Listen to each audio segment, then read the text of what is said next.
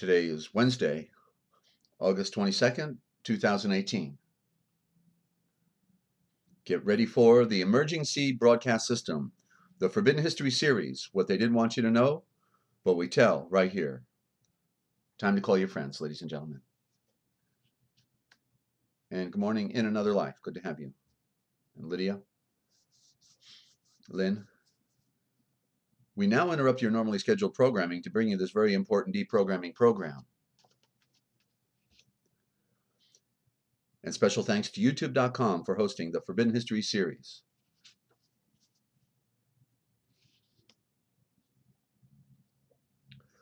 Please note that the following views and the opinions expressed on this program are not necessarily the views nor the opinions of the Master Force Group, YouTube.com, Free America Radio Network, our sponsors, our partners, and MFG is a private society. Nothing here is ever to be construed as medical, hate, nor legal advice.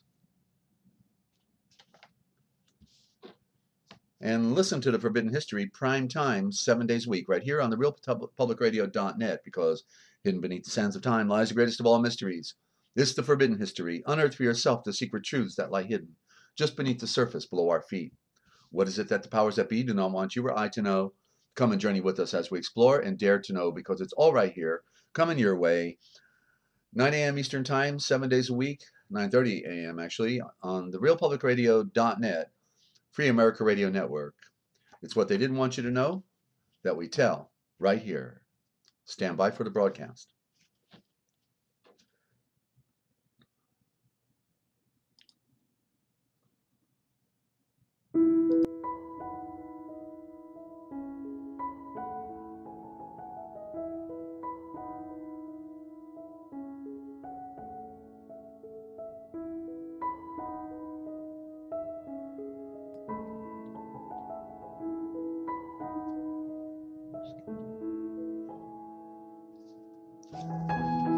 Coming to you live from Studio Z at the Lighthouse in Central Ohio, in the heart of Amish country and Free America Radio Network, in the land of dreams, enchantments, and nightmares. It's the Forbidden History Series, the great lies of history, the ABCs of light, symbolism, the duality revealed in patterns, pictures, and nature, a book review, the piracy of words, those words that kill, ladies and gentlemen. And good morning, Yah Love, good to have you. And a special read later today, ladies and gentlemen. At the end of the program, we have one of our listeners is becoming adept within the original thought, and we'll be doing a read from the original gospel. And so you're going to want to stay tuned and hear this, okay? I feel like I'm being upstarted here. I can't get over it.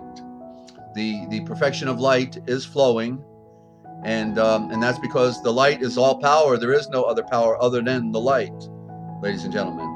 And so that's why we're here, because we are the deprogramming program. Somebody's got to do it, because it is the battle for the mind. And the truth is light, but ignorance is the great darkness, but it's void, it's empty.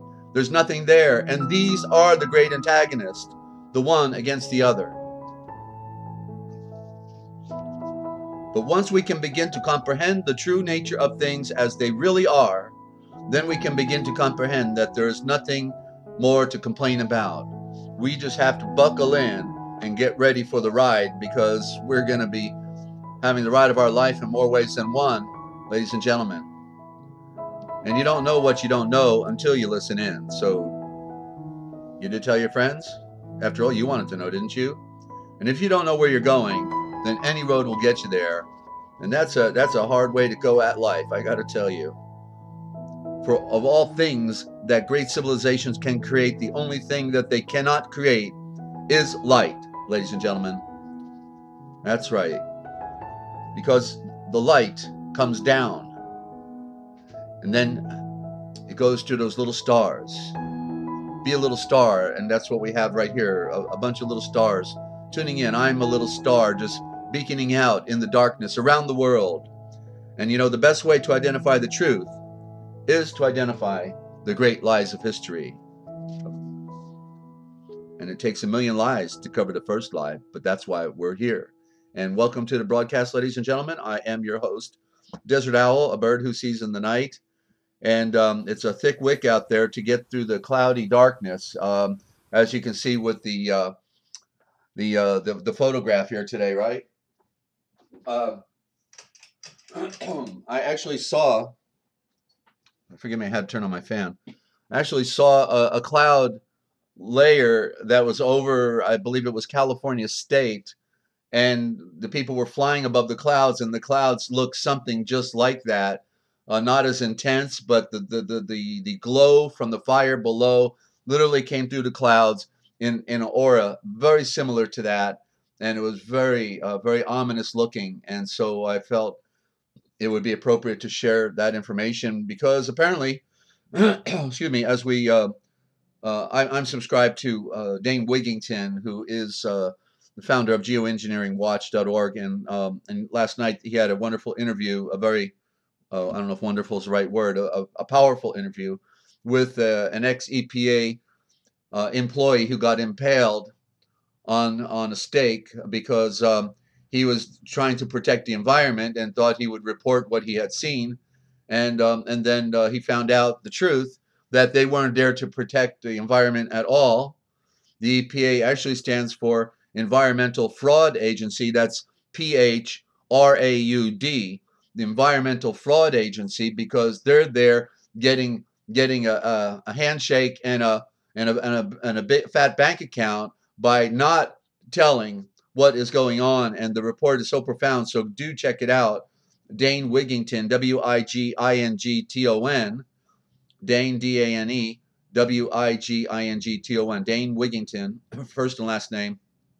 Geoengineering Watch is his main website, geoengineeringwatch.org, but you can find his YouTube channel, Dane Wigington YouTube channel.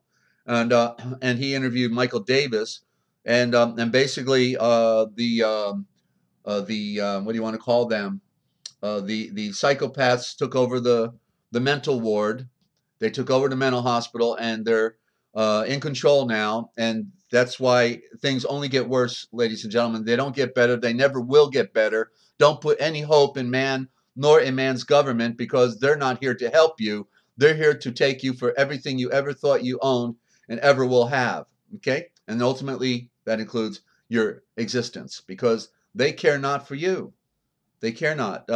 It's been a long going racket now for about 8 or 10,000 years, give or take, and so it's the ultimate shell game. And they perfected modern day slavery, and they made you a slave, and they harvested your labor. All they wanted was your labor to participate in the merry-go-round of 9 to 5, 5 days a week.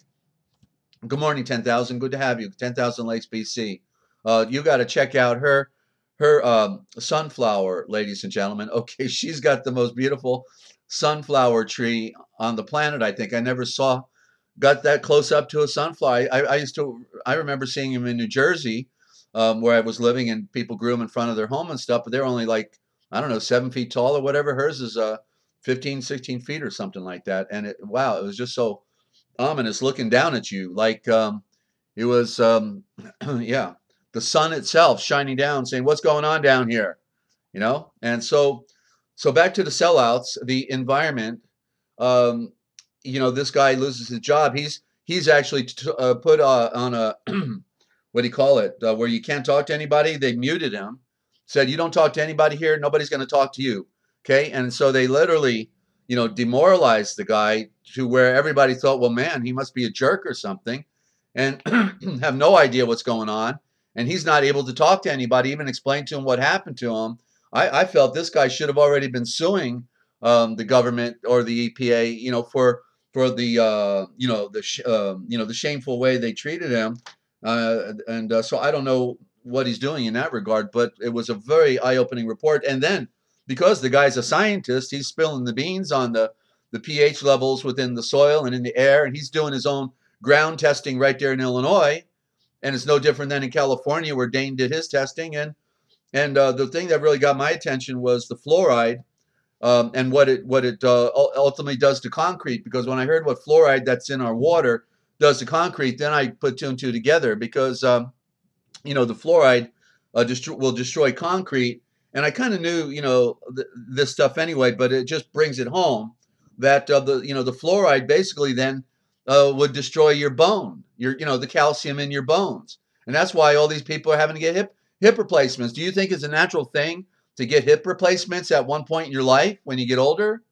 I don't think so. It's because the hips are carrying most of the weight of the body, and they're being dissolved by the pressure, concentration of pressure, and then this fluoride chemical soup that they're putting into us. So you got to drink distilled water, ladies and gentlemen. Okay, and certainly not tap water. But remember, bottled water can also be from a tap. You got to know it. You got to check the pH. There's a lot going on. So we're in trouble, absolutely. And yeah, fluoride means looking at the floor. That's basically what it means. That's why Florida is at the bottom, because they said when you get to the bottom, then you're near the big continent. That's how why they called Florida Florida, and it means looking at the bottom. And that's what they got everybody doing, looking down, looking at their iPhones, right? Skywatchers, not looking up. So so we've got a real challenge in front of us in our world, and it's the battle for the mind, and it is a battle for our eternal life. The most important thing they want is not people to be set free and transcend. That's why, like some people with the King James thing, and they say, well, only King James, and that's all there is, okay? And then you tell them about the Apocrypha, they say, well, no, it's not the regular Bible because it wasn't in the King James. Excuse me? It wasn't in the King James? Yes, it was. The Apocrypha was in the King James for the first 50 years. But then they realized, wow, this book is telling a little bit too much truth, especially in Second Esdras, who was actually Ezra, but they changed the spelling of the name so you never get the picture. And good morning, Ashley. Good to have you. And so in the Apocrypha, I highly recommend you read the second book of Esdras, who is Ezra, because in there it tells so much truth. It's a mind blower. And of course, they messed with the words, they messed with the translations, but it's still a powerful read nonetheless. Okay, and that is the second book in the Apocrypha, and so check it out. So they took it out. They took it out of the Apocrypha because government knew that too much of this wisdom literature and too much of this revelation unfolding in the Apocrypha is not good for business, and the people will be set free. They won't need us anymore, and they won't listen to us. And then what are we going to have to do? We're going to have to go get some more slaves somehow. Okay, so that's the problem. And I know that, and I don't see Mew Mew here this morning, and she had an earthquake down there in Pennsylvania. So so I hope that she's okay. I put her up in my prayers, and I saw a report of a mini tsunami that happened right near Trinidad Tobago, but don't know anymore. And if anybody has a report or knows anything specific why Mew Mew's not here this morning, then certainly give us a heads up if you have an inside scoop on that. Okay, and then and by the way, the call-in number for anybody that wants to reach out and touch and help share on our broadcast at 608-566-7295, 608-566-7295. And our Skype in is Free America Radio, all one word, Free America Radio, anywhere in the world, free phone call. You can also text your text message as well, your question there. But if you do have okay, thank you, Ninja. She's doing okay, very good. You talked to her. I know that Ninja and Mew Mew talk periodically. And so, but if you have a great lie of history or any words they killed us with or words you're trying to figure out, then feel free to call us, okay? And see, like the name Ashley, very, very lovely name. And Ash means that which is at the end. And then lay, it's the E is a corruption. The L-A-Y is light, one of the words for light. And L-A-Y-G-H-T, late. It sounds like late, but that's why they made a bad word out of late, because they didn't want us, why are you late? Well, it actually means, you're of the light. But they as they corrupt all the words and play games with them, that's what they did. So Ashley literally means the end. Ashley literally means the end of light. You see.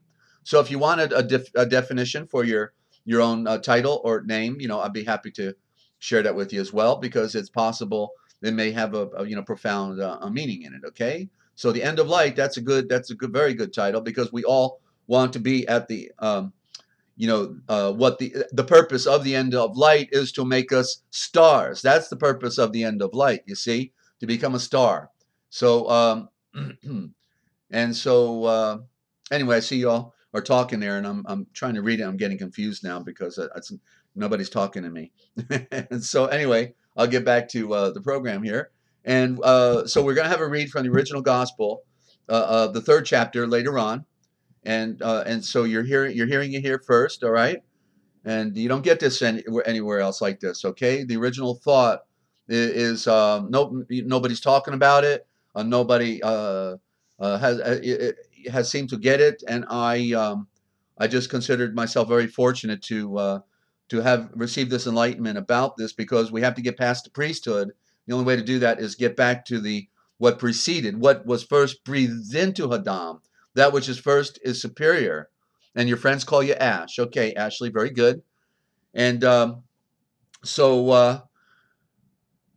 anyway, I had he was hoping Hans was going to be here because he mentioned the thing about cursive yesterday. He picked up on that real well.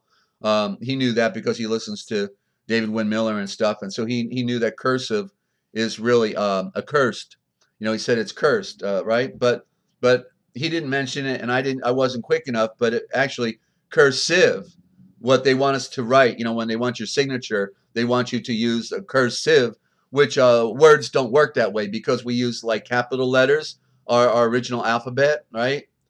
And then and I see you got a question there, Lynn. I'll be right to you. And but listen to cursive, cursed, and then a sieve. You know what a sieve is, right? You put your spaghetti in the sieve to let the water flow through, and so it means it's full of holes, right?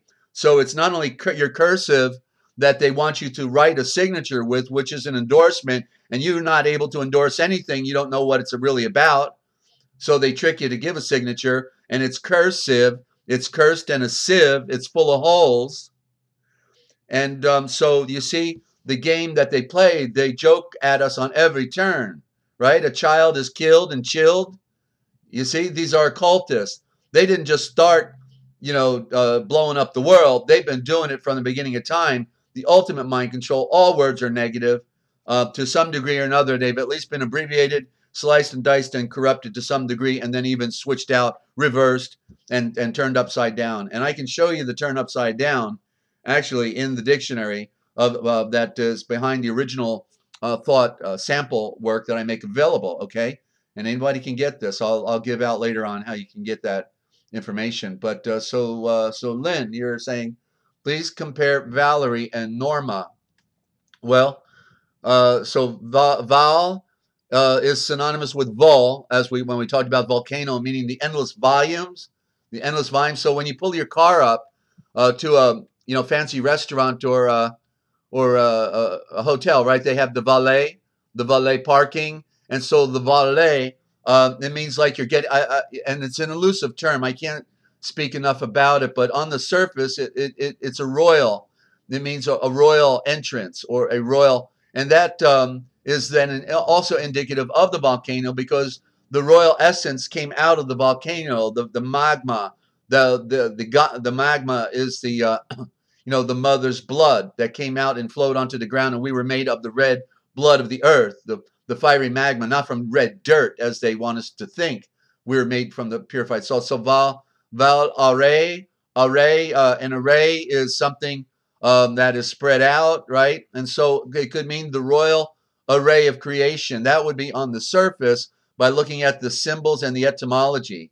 Okay, the royal array of creation, and then and the V, of course, is the power letter that came down. The V is what came down, symbolized of the Virgin. Excuse me.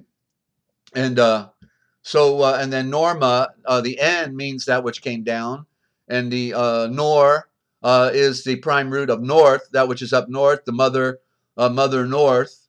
So it could imply the secrets of the north that come down, because the north was regarded as the forbidden zone, or the secret place that stored the treasures, those type of things. Just like Greenland is called Greenland. Why do they call it Greenland? And it's way up there in the north, right? And then you can read the words backwards, spell them backwards, see if you can make a word out of it as well. And so Norma backwards is Amron, but I don't get anything out of that on that level. So words are potentially a definite meaning, and then others are a little more elusive, and and are harder. But like, yeah, there's meaning in lots of them, and they touch on them, but not to the degree of that they're close sometimes, but they're not exactly there. And then in another life, you got does Leah have any other meaning? Um, I really started something here, didn't I? Okay, very good. This is great. It's okay. Leah, excuse me. I got to cough a minute. Hang on. Getting old.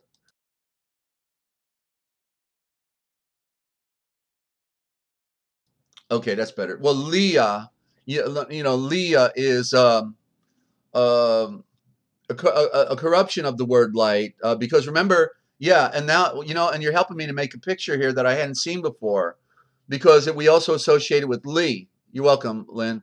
We also associate it with Lee, because she was not the one that was preferred. It was Lee, Lea, was the one, that was Rachel's sister, but Rachel represented the beautiful light, the perfect light, whereas Leah more or less represented the moon, the softer light, but she wasn't the brilliant, the brilliant, beautiful, stunning. That's the one I want, picture. But Leah was more plain and common, and so Leah, you people keep making more comments, and it's bumping on me. Where's that now? Okay. So Leah, I'm hoping I can look at this before it goes. Leah, um, yeah, what did I first say on that? Leah.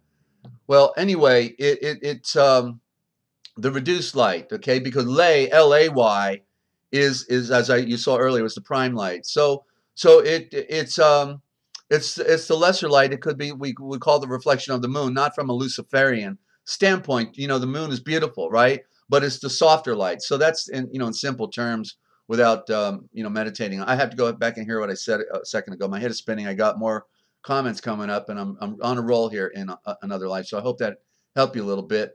But yeah, and of course, if you get you could easily do Google search on any of these as well, and you'll get some type of meaning, but they're not reading it from the symbolic lexicography. The symbol is a hieroglyph, that type of thing. And 10,000 lakes. How about the word mortgage? Well, that's mortgage, and mort means dead, like mortuary, and the gauge has to do with your hand, so it implies the dead hand. And there was the thing about the dead hand rule. A dead hand can't own anything in legally, and so I think it means in the original sense the dead hand. Okay, so it's another one of those occultic word game tricks. They're laughing at us. We want a mortgage. No, you don't want a mortgage. You see, if you know the truth. And then, after you get the mortgage, they take it back from you anyway. They never gave you anything but an illusion. And they got title to real property. They kicked you out, and they're laughing all the way back home to their bank. And so mortuary, they're similar again. Mort meaning dead, and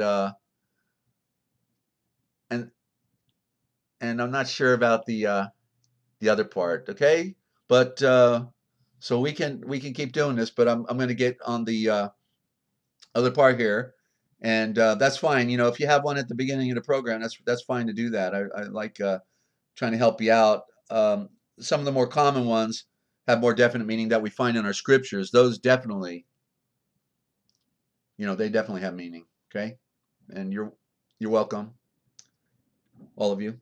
So cursive, yeah, well, you don't want to do that. You say you can choose anything you want for what you want to call a signature, but you remember, you don't really want a signature in their legal world, because they're playing tricks.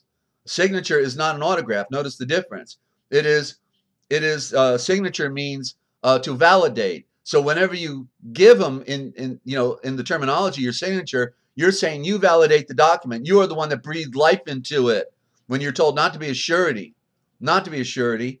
And so how come they don't sign on the mortgage with you? How come there's not two parties signing on that paperwork? How come it's a unilateral contract, just you there?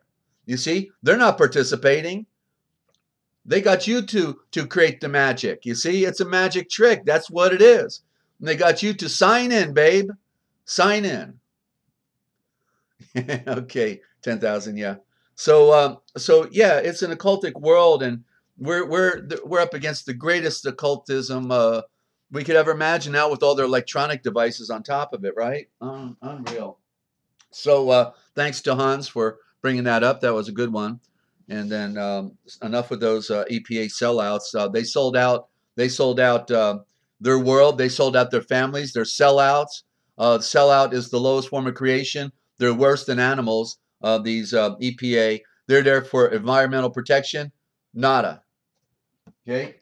So thanks to Dane Wigington for his great work. Then they bill you. There you go. Then they bill you. And look at the primary meaning of the word ill. Bill is ill. You see, the primary element, 3 letters out of 4, says that you're sick when you get the bill, right? That's right. So, oh, and then bill backwards is lib. I just saw the anagram. We did the lib the other day, right? And it means to castrate, right? And to cut the bark off a tree so a tree dies and you're a tree, right? And they want to give you liberty, right? Castrate you and cut your bark off so you die, tree. Okay, are we having fun yet, ladies and gentlemen? Yes. Okay, we better get to some scripture because it's somebody will actually think I'm crazy or something. And but I'm not crazy, they're crazy. That's the problem. And they said they loved us and they kissed our babies, then they kissed us off, right? Okay, so let me put this up here. Going through my notes, got to make room on my desk. I got more 3x5 cards than Carter has 3x5 cards. And so we're in the Gospel of the Star Message of Tolma. And cool down around here. That's really nice. I like the cooler weather. And but the weather's not right, that's for sure. So I'm going through one verse or one saying of Yeshua a day.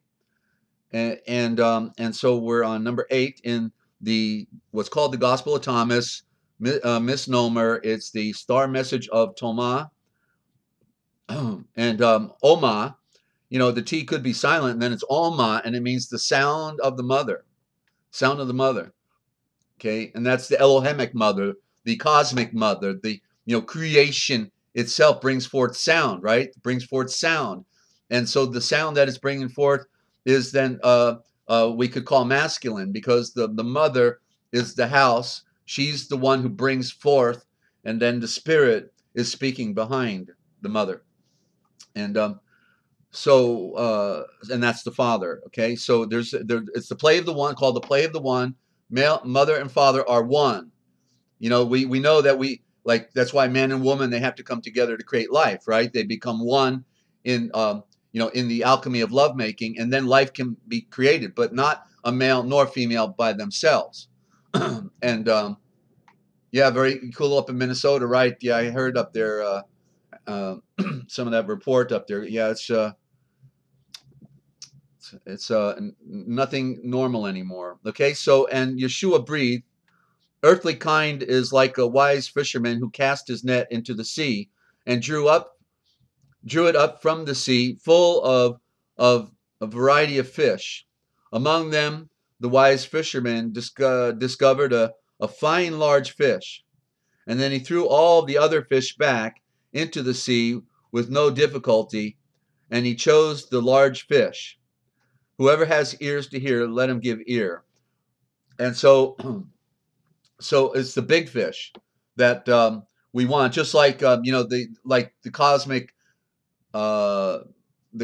communication that's coming forward is telling a story, right? We got the Big Dipper and the Little Dipper, and so what would you rather have? Would you rather have the Big Dipper, or would you rather have the Little Dipper, right? And of course, we all would want the Big Dipper, you see, and so that's what it's talking about here: the big fish, or do you all want all the little fish? And so the big fish, I want the tuna. Give me that big tuna, and throw everything else back: the flounder and the fluke, and the mackerel especially. I hate that mackerel. Couldn't eat it.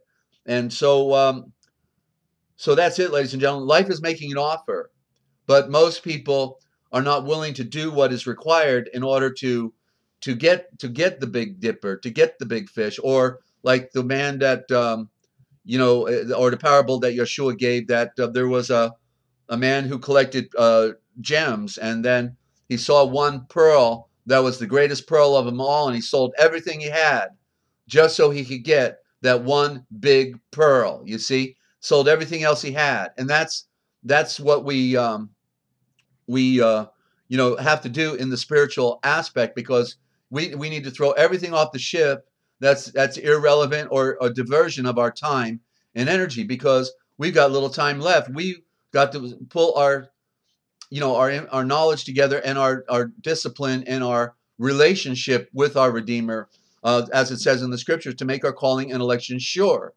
And certainly, if he came to bring us an enlightenment, it's about the enlightenment, but yet we don't see much enlightenment out there in our world. And we see a lot of technology, but that's not enlightenment. It's a diversion, actually. And so, and then if we're espousing things that are not true, how can that be? How can we be espousing things that are part true and then things that are not true? And so, because it says in 1 John 2:27, but the anointing that you have received from him abides in you, lives in you, and you need not anyone to teach you, because the same anointing teaches you about all things, and it is truth. It is truth, and not a part of any lie. And even as it teaches you, then you will remain in it. So it's not a part of any lie. and if we've been following false precepts, then we just have to acknowledge that we've not become part of the full enlightenment. We're on the trail, we're going down the road, but then at one point there's the explosion that happens, you see, and that's when we receive the great breath of the wind and fire, because the Spirit leads and guides us into all truth. And that's what he's doing right now, because the Spirit wants to be in us. But the first thing the Spirit has to do is lead and guide us down the trail of truth, because we've been lied to. And so the first thing we have to do is wake up to the many levels of the deception. And then at one point, we can see, we can pierce the veil all on our own. We don't, our tree of knowledge, Yeshua, is feeding us the fruit that is on his tree. And we, therefore, our eyes continually are open. And then that's why he healed more blind people. Why did he heal more blind people than anything else? Because he was trying to tell us we are blind. Open our eyes. And then when our eyes are open, why would we want to close them again? You see? But then when they're open, it's like, oh, geez, okay, I can't do this anymore. I can't go there anymore. I can't, because there's just things that are not edifying for the spiritual walk. We've got to crucify the life or our death. Actually, we're dead in the world if we're participating in the falsehoods, and we have to become alive. Okay. So, the Nag Hammadi, which I just read the star message of Tolma out of, has what's called the Nag Hammadi Library is the most miscomprehended book of all of them, because of the deception that has been placed upon it. It's been buried again. It came out after 2,000 years in a clay jar in the Upper Nile Valley, and then the UNESCO, the United Nations translation team, buried it again. Okay, they buried it, and they used occultists to do the translation and to do the introductions. And James R. Robinson is the editor. And give me a break. You're going to have an editor? Well, that means to remove. What did they remove? He's an editor. So they made sure that nothing came out, and they used code words. They used a system of code words. And it was my first dictionary was on decoding the Nag Hammadi. And because I've been reading it for 35 years at least, And so I knew that the code words, were all throughout it, and they don't use one word for one word. They'll use one code word for about 5 or 6 different words, or maybe more, and then you'll never be able to figure it out without making a deep study and then saying, okay, well, what would be the natural word here? Because they use words like pleroma, archon, all of these archaic terms from the Greek or whatever, but they're not. We don't find them in our scriptures, but yet these are scriptures, you see. And so they this is the trick they've been doing from the beginning. That's why, as I showed you, many of the code words in our regular scriptures, heaven, bless, which means blast, or heaven could mean sky, sun, or cosmos, and they use these words to divert so that we don't ever get the picture. But yet we were supposed to get the picture. It was supposed to be an exact image that comes before us, you see? Just like when you were smiling in the old world, they'd say, hey, how come your sun is shining? You see? Your sun is shining. Well, I may have some knowledge, Ash. Thank you very much. But I've not been as wise as I should be. But the grace of the Father has been really great. And he's been real patient, giving me time to unravel my own mystery. Okay? And I sure appreciate your thought. Smart sounds like wise. I've got knowledge, but knowledge is not wisdom. And that's the harder thing for us to put on. We have to be wise. We all know stuff, right? And so anyway, so I want to read, what I want to do every day is I want to read just one little slice from the Gospel of Truth. What a beautiful name, right? The Gospel of Truth. Who wouldn't want to read that one, right? But of course, it's in the Nag Hammadi, and they say, oh, you don't want to read on Nag Hammadi. And then they talk about it in Dan Brown's book. What is that? Da Vinci Code, right? And all that. And they talk about it, and they got people thinking, oh, it's a bad book or something else. You see, they got everybody confused, and then they control the translation. So guess what? Yeah, it makes sense that everybody's confused. So let's just read it. Let's see and read it for ourselves. And because I know about the code and the tricks and the trap and the trade, I can transliterate while I read. I've already got my notes in here. Been reading it all my life, basically. And so let's take a look at it. And you know, and they did the same thing with the Dead Sea Scrolls. Okay, everything that gets discovered gets in their hands. They control the ball. So we only have one perfect book, and the perfect book, the good news, is the book of your mind. But you have to learn how to use it, and you have to have it connected with the one who made all things. If your book is connected with the one who made all things, he will open up your book to be able to properly interpret these shavors, these meanings. Okay, so so the gospel, which is correctly the star message of truth, and they're telling you again, go spell, right? And so the star message of truth I'm reading is, now the word joy is, whenever you see the word joy, it's a cover for enlightenment. How come the word enlightenment is not throughout our scriptures, right? That word enlightenment should be there more than anything else, right? And do you find it? I couldn't even direct you in our scriptures to the word enlightenment. I have to get my Strongs out, because it may be in there once or twice or three times, but it's hardly in there. And because they took it out, they supplement it with the word joy. Is the issue really about, oh, that we're supposed to be happy, singing, kumbaya, kumbaya, you know, or is it about knowing? Is it not about enlightenment? And then the enlightenment would bring happiness, certainly, but it's not about joy, oh, to make everybody happy, feeling like they're on opium. No, it's about the enlightenment, okay? The enlightenment. And then when you are enlightened, you can't deny that you have an ecstatic awareness that transcends all the sorrow and pain and suffering of the world. It's enlightenment. So joy is a cover. And so let's try this again. So the star message of truth from the tree's root is the enlightenment for people. So the star message of truth, and there's stars, what would stars do but enlighten you? What does the sun do other than enlighten us every day, right? With the light, but we don't get the picture. And so the star message of truth is enlightenment for people who have received the favor for all. That's grace. Another code word is favor for all. And from the Father of truth, that they might know him through the power of the royal vortex of thought vibration. Okay, that's the word, the royal vortex of thought vibration. The shavor has come from the fullness in the Father through the mind. Look at that. And the mind is the soul. And the mind without a D is the original word for the min. It's the mind. We're the mint, where we make the coin, the treasure, the min. A mine, you go digging for gold and silver. And the shavor is called Savior. There it is. You see, I already said that weeks ago. I told you that shavor is original, and that means the word, but it also means Savior, also means shower. And right here he's saying the word is called Savior. Shavor is Savior. A term, because why? Because the shavor will save you. The word will save you, and the Savior will save you. a term that refers to the work he is to do to redeem those who had not known the Father. And the term star message refers to the revelation of hope, of the opening, since it is the means of discovery for those who seek him. The light, the star message is the means of discovery for those who seek him. We have to go back to the light, ladies and gentlemen. So that's the very first part.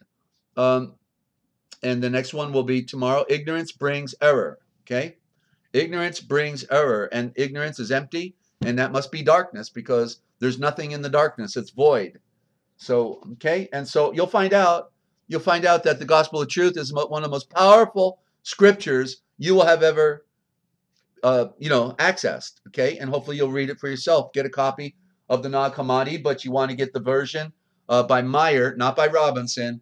Meyer did a far better work, Meyer, and it's from Harper, San Francisco, the Nag Hammadi scriptures. And it's about enlightenment, and they want you to think, that your 27 teeny weeny little letters in your New Testament is all that there is, right? When it was James, I always get confused with these two. James Moffat, 1920s, he did a translation of the Bible from the Greek and the Hebrew, and he did a speech in the 1922. I've got the copy of the speech, and he says, of all the religious writings in the world, of all of the religious writings of the world, the Christian tradition, the New Testament, is the smallest collection of religious writings of any other tradition. You see, the smallest of all of the other traditions. Does that make sense, ladies and gentlemen? Does that make sense? Of course not. We actually had the biggest collection of writings. Okay, that's the truth. We had the biggest collection of writings that any spiritual tradition could bring. Okay, I see your question, Ashley. I'll get right with you. And so we had a library, and we read about it in the history of the church a little bit. And so it was stolen from us, ladies and gentlemen. Okay, it was stolen, and we had a library, and so did Israel. They had a library, and it was burned by Nebuchadnezzar. They destroyed it. Fortunately, much of the writings were preserved in Ethiopia, because they had temples in Ethiopia, and they were untouched. You see, so that's how the books of Enoch and the first and second book of Adam and Eve and other writings were preserved by miracle. Thank the Father above. So we got to work in front of us, ladies and gentlemen.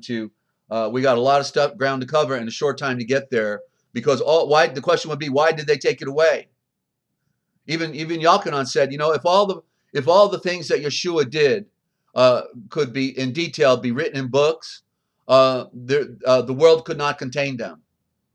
And probably what that also meant is the world could not endure them, just like it said with the darkness, it could not endure the light. And you see, and that's exactly what happened. The darkness could not endure the light, and so the darkness came after it and buried it all in the Vatican basement, or in the Library of Sophia in Constantinople, and ritualistically burned other libraries like in Alexandria and India and what have you. Even in the United States Congress, they burned our library in 1812, and someone famous was quoted saying, "I never saw a time when another conquering nation would go and burn another's library." Of course not. But if you want to cover up the trail, you would. And so Ashley, Nag Hammadi, it's two words: Nag, N-A-G, okay, N-A-G, Hammadi. The Nag Hammadi Scriptures is the Meyer version. The Nag, N-A-G, Hammadi, Hammadi Scriptures. Okay, the Nag Hammadi Scriptures. So get that. And so I'm going to read one thing on symbolism here. Okay, and let me just take a sip of my throat tonic. All right, and if I get overbearing sometimes with my voice, forgive me. I'm trying to back off.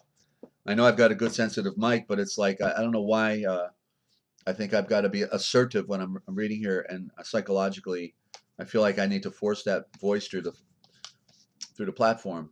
And okay, so good, really good one today. Sign.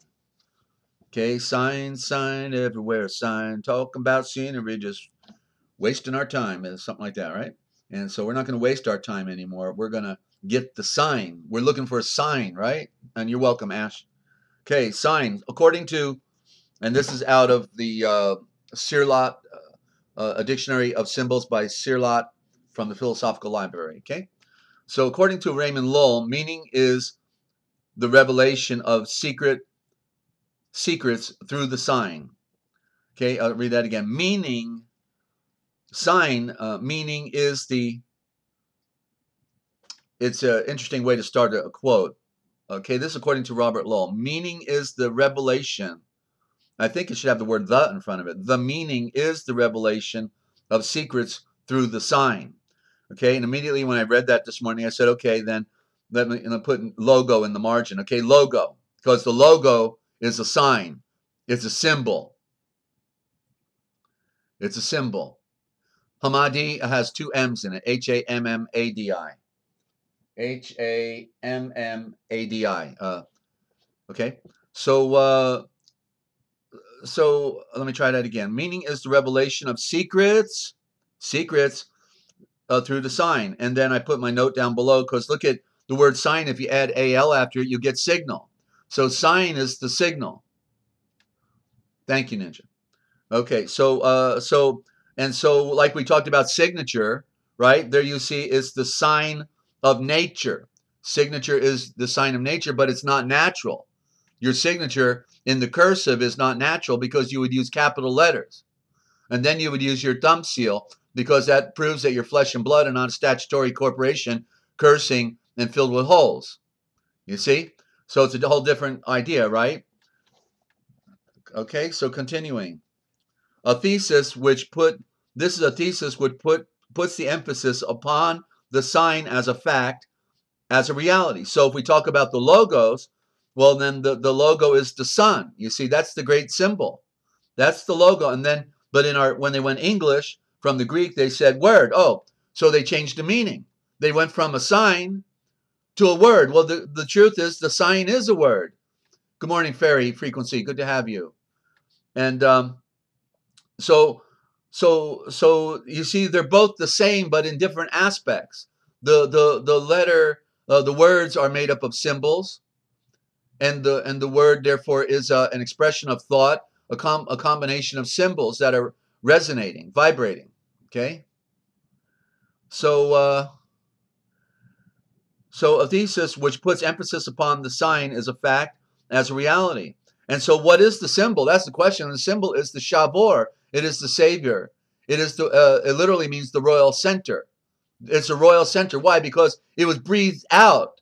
It was breathed out from Yahweh. He breathed into Hadam, the Gnosis. The royal center was breathed into him. He woke up a conscious, communicating, sentient being. Okay. And Mew Mew, good to have you. Hope you're okay. I know you were shaking and baking. Hope everything's all right down there, and you didn't have a bad wave come in.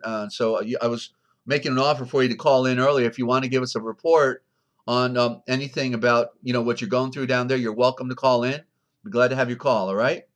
So just go for it. And on the other hand, for the Stanislas de Gaeta Essays des Sciences Mondatis to Paris, 1915, the sign is the point of reference needed by the will. The sign is the point of reference needed by the will or conscience in projecting itself towards a predetermined goal or thought. The sign then is the concrete form, the symptom of an invisible and inner reality, and at the same time, the means whereby the mind is reminded of that reality. Determination and meaning are immanent in the sign. Determination and meaning are immanent in the sign. Well, I guess it is if you're in a secret society, well, or even in the spiritual, right? It is imminent, right? You do need to know the meaning of these signs. That's why we're bringing it to you here. Okay, but it says the occult theory, but it doesn't have to. Wait a minute, I lost my place. I went too far. The sign. Huh. Okay, I gotta keep my finger on the page when I look up. The sign then is the concrete form of the symptom of an invisible inner reality, and at the same time, the means whereby the mind is reminded of that reality. Okay, it is reminded of that reality. The sign then is the concrete form, the symptom of an invisible and inner reality, and at the same time, the means whereby the mind is reminded of that reality.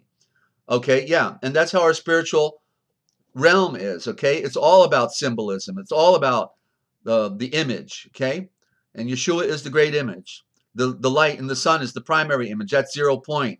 We talked about that the other day. Determination and meaning are imminent in the sign. Determination and meaning are imminent in the sign. If we want to be saved, yeah, we've got to get the picture. The occult theory of signatures conceives everything that exists as a sign. So now he's using the word signatures in an interesting way, not from a legal standpoint, but from a sign nature standpoint. Sign nature. Okay, let me read that again. The occult theory of signatures conceives everything that exists as a sign. And I've been saying that all along, right? I said everything in nature is speaking. And now I got my second witness right here. Okay? I haven't read this before. This is the first time reading it, other than I looked at it this morning. The occult theory of signatures conceives everything that exists as a sign, or we can say also as a symbol, as an image, as a statement. It holds that everything is a feasible reading. There you go. Everything, it has a feasible reading. And that's why in our scriptures, it says that where there is no vision, the people perish. Where there is no vision, the people perish because they can't get a sign. They can't reinterpret the symbol. How can Yahweh communicate with them? Yeshua give you a sign when you don't know how to read, you see. But once you know the meaning of the symbol, then he knows that he can use that symbol to communicate with you, you see. That's why he made nature the way he did, that speaks. In the beginning, there was a serpent, there was a tree, there were two trees, okay, and the fruit, there was fruit. But what do they mean? Can you interpret them? It's not a literal. It's symbolic of something else. They're giving you a kindergarten story with a high school graduation message, you see?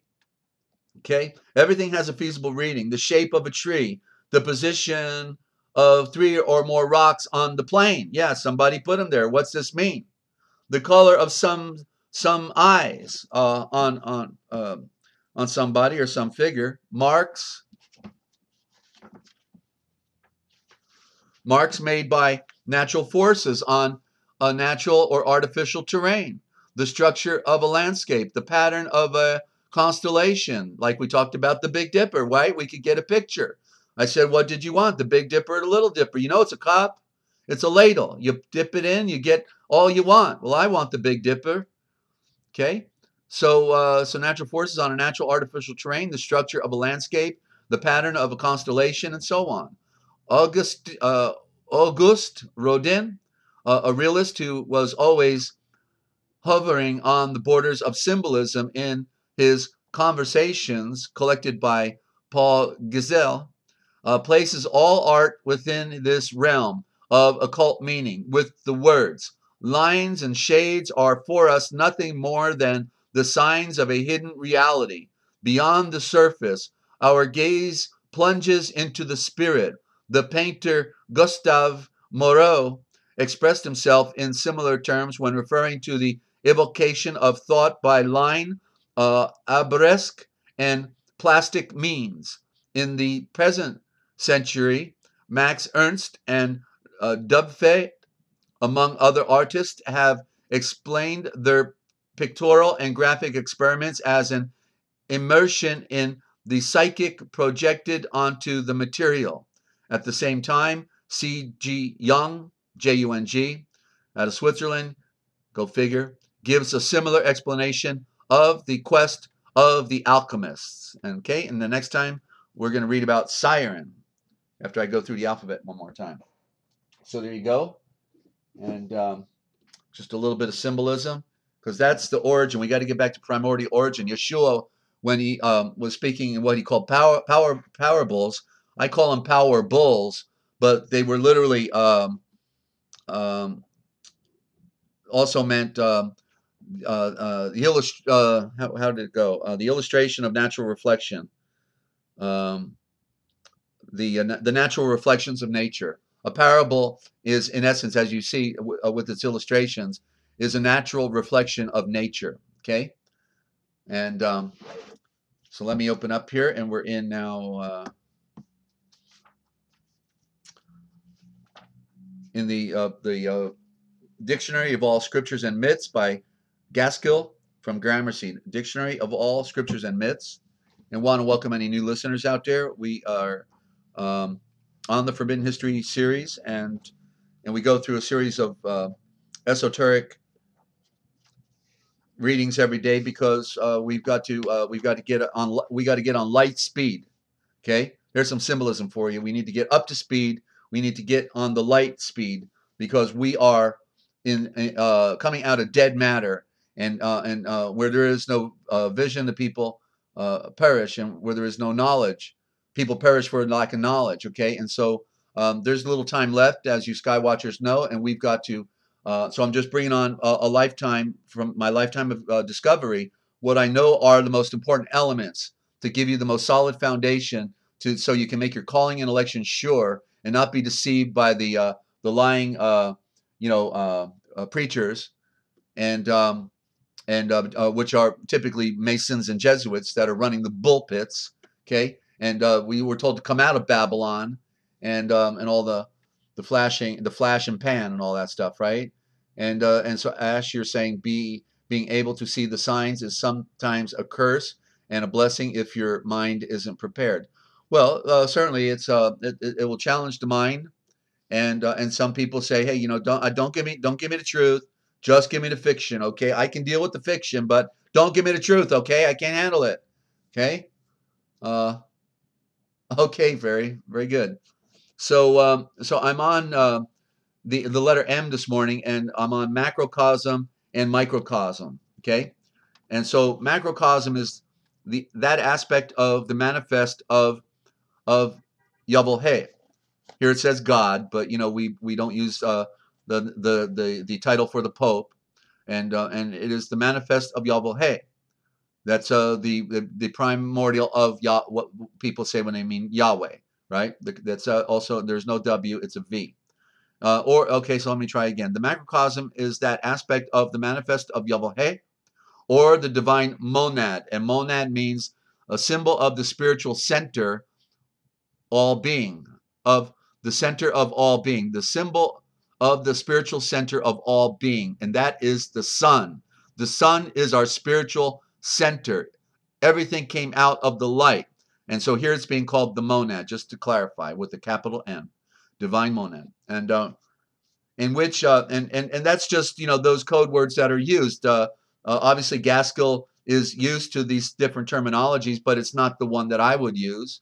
But it's okay. But it's too obscure. It's just like what they did to the Nag Hammadi library. They use abstract terms like archon and pleroma and what have you, and people can't get the picture. And that's the problem with obscure terms. We have to define all things according to original thought. So I'll try it again. The macrocosm is the aspect of the manifest of Yahweh, or the divine center. Okay, I'll just call it what it is. The divine spiritual center, which is the sun, in which he is shown to be the producer and the container of all forms and qualities in his universe. While the microcosm is the individual monad, or symbol of the spiritual center of all being. That's our brain. That's our head. The sun on our neck. That's the soul. The sun on our neck. So microcosm, macrocosm. The sun above, the head on our shoulders. And the ultimate microcosm is then the atom, right? We're in the middle. We're in between the atom, what we can't see with our eyes, and we're in between the atom and the sun. We're in the very middle. Soul, soul, soul. Atom, atom, atom. You see? Okay, while the microcosm, let me where did I go? Let me try this again. I got to always stop and make commentary here. So, in which he is shown to be the producer and container of all forms and qualities in his universe, while the microcosm is the individual monad, the reflection and perfect copy of the divine, being itself divine. Okay, so we're a reflection and a perfect copy of the divine. The only thing we're lacking, in other words, by physical form, we're a perfect copy. We're always a perfect copy, right? There are obviously malfunctions within our universe, within nature, and we see those deformities. But in general, we are always a perfect reproduction coming down the line. I'm always astounded how that works. How can people keep having babies, next generation, next generation? It's always beautiful people keep coming out. It's amazing. So being itself divine. But when one became many, each of the many had in latency all the differentiations of the one. The Son, who is the image of the invisible Yahweh, the firstborn of all creation, for in him were all things created, in the sky up above, and the sun and the earth, and the stars, and things visible and things invisible. Colossians 1:15, 16. As Yahweh contains all things in himself, so it is in our soul. The soul is the microcosmos in which all things are contained and are led back up to Yahweh. Therefore, there is no difference between the seed of the Son and the soul. Okay? And that's Federer, Development of Christianity, page 152. The universal perfect soul is the macrocosm. Humanity is the microcosm. And going further, there's just different quotes from different places for anyone that's new. He's just pulled together all the different resources to refer to, and from different traditions. The universal perfect soul, I read that. The whole of the created from the very beginning is formed by the and so it's referring to something, and the thing about what you need to know is we find truth in all places. Okay, there's nowhere we cannot find truth if we are enlightened creatures. So even though I don't embrace Kabbalism, and I know it's occultic and all that, very often they're giving keys of the truth in these traditions. So we have to look at them just to see what they're saying, because they captured the keys. Remember, Yeshua told the corrupt priesthood following the Babylonian Talmud, you've got the keys of eternity, and you're not going in, nor are you giving the keys to anybody else. You see? So they have the keys, and that's the same with the Vatican. On the walls, the pictures tell a story, the books that they control, all of it is relevant to look at. We don't make idols and images, but we can look at them and get pictures and get the picture of what they're conveying, especially from the occultic as well.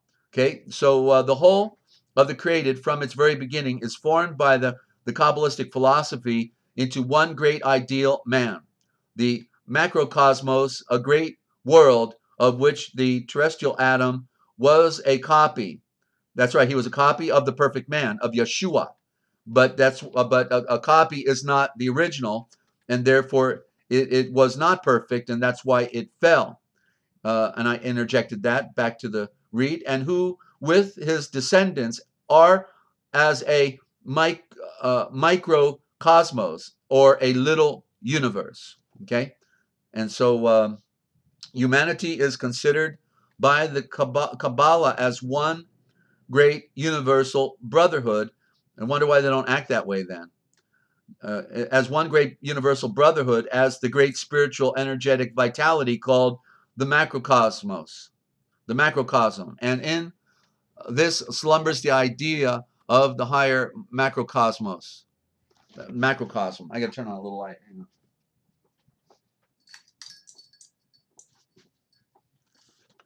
on. And just by the way, for our reader today, I have a special reader going to read a little of the original thought. I may go to you earlier to give me a break. I may find this very advantageous to put it in the middle here. So just be aware of that, and stay near your mic and have that book ready, because we're going to possibly jump in sooner. So the heavenly or celestial blood of the earth, or the idea of the higher microcosm. the heavenly or the celestial man or Adam, the primordial perfect paradigm or Adam Quadman, the perfect model of all forms and of the first terrestrial Adam.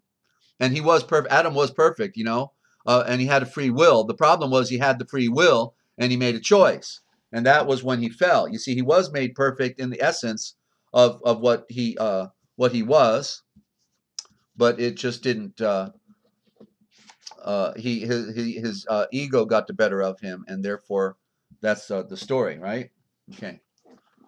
So the perfect model of all forms and of the first terrestrial Adam, who was as it to the microcosm. He's using K's. I'm getting tied up on these K's for instead of C's on microcosm.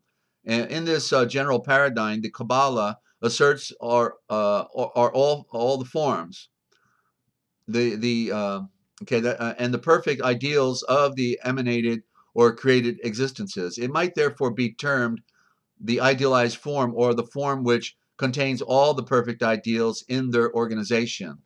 Okay, like I said, I don't embrace the Kabbalah, but they are speaking truth in there because they know the secrets, and they stole the book, the books from us, and they want to be the controllers and the holders of the truth or knowledge, the keys. But they're not going, and they're dead in the water, and they're psychopaths as on top of it, and they hate our guts, and they follow the Babylonian Talmud. Okay, and they tell us a lot in the Talmud about Yeshua as well, and about our history. They're bragging, about what they stole from us. It is immaterial. Oh, and they also admit in the Talmud that there is no Nazareth. Okay, there is no Nazareth, and so I've got three or four witnesses about the fact that there is no Nazareth, because it was a culture, it was a culture, and they are the Nazaré. So Mimi, you're saying something here. Sorry you couldn't talk earlier, but also the Great Fire of London. Also, the Great Fire of London started where the printing presses were. Are you saying there's a fire in London going on right now? A great fire? Of all places, the printing presses, right? Probably library there too. So I hadn't heard about that. Okay. And thank you for the heads up there, Ash. Okay. So continuing, it is immaterial whether the individual or the race be regarded as the microcosm, for as all human individuals, earthly individuals, are united as one universal brotherhood. That's true. We are all brothers and sisters after all, aren't we? That was Chief Seattle, I think. Or soul on the Buddhic plane, the microcosm for each is the same as for all. Every monad or spiritual center in every form is potentially a microcosm in which the universe is represented. All spiritual centers or monads below the earthly tend upward to become the earthly, right? Yeah, that's right. We're eating the dirt of the earth, the soil, minerals and salts, and it becomes a part of us. We eat the earth. That was the curse of the serpent, right? The curse was you're going to have to eat the dust of the earth. Isn't that what we do every day? I typically eat the dust of the earth 3 times a day. How about you? You see, they cursed the serpent. He cursed the serpent. And the serpent is the body. That's the thing that got us all messed up. Okay, that's where it all is happening. Okay, every monad in which potentially microcosm in which the universe is represented, all monads below the earthly form turn upward and become the body of the earthly body, which in its turn progresses onward to become the divine, hopefully.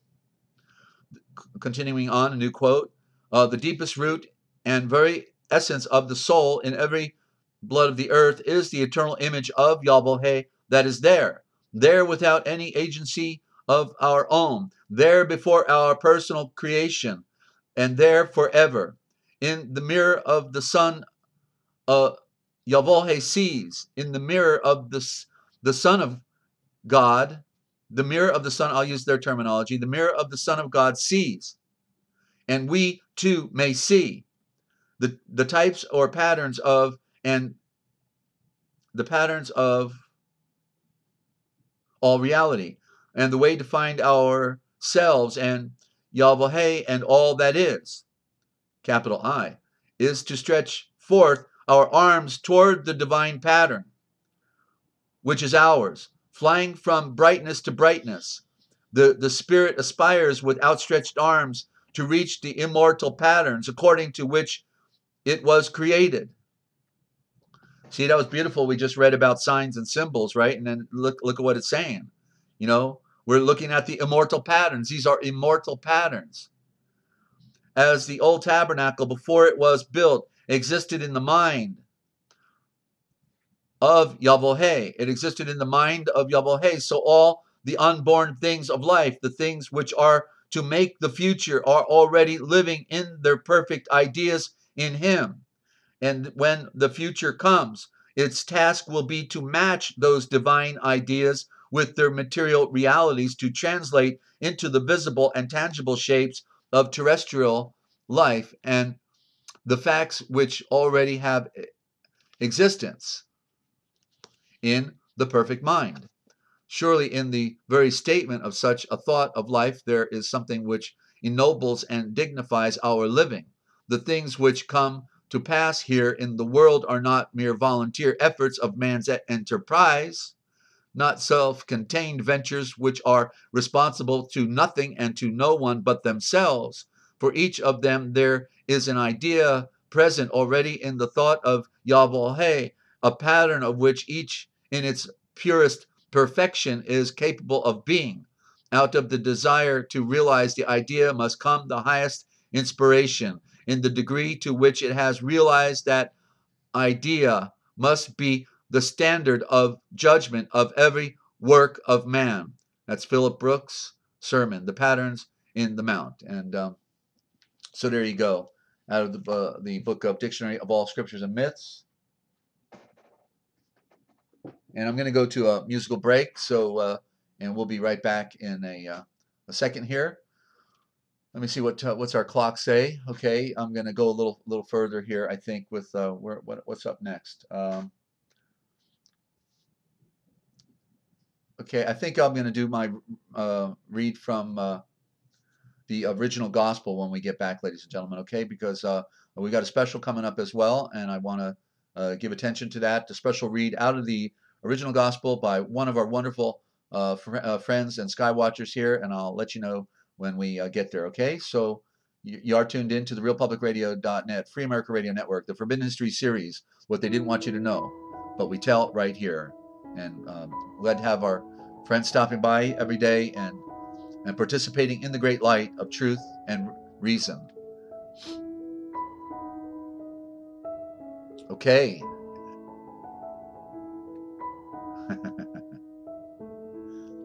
Thank you so much, all of you. Okay.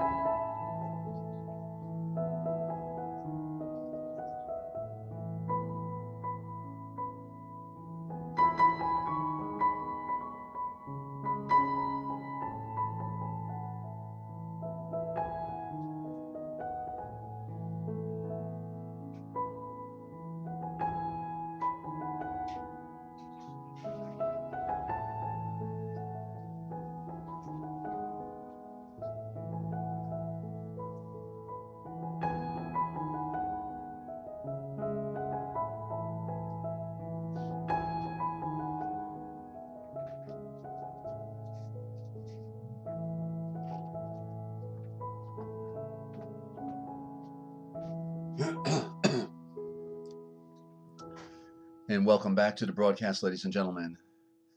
It is the Forbidden History series, and you know it's what they didn't want you to know that we tell right here because somebody's got to do it. And I'm so grateful to the great Father of Light, Yahweh, and his royal seed, his only love seed, Yeshua, the Mashiach, that I'm so grateful, to have the privilege of sharing. And I'm just coming out of the wilderness, okay? Because I was the most um,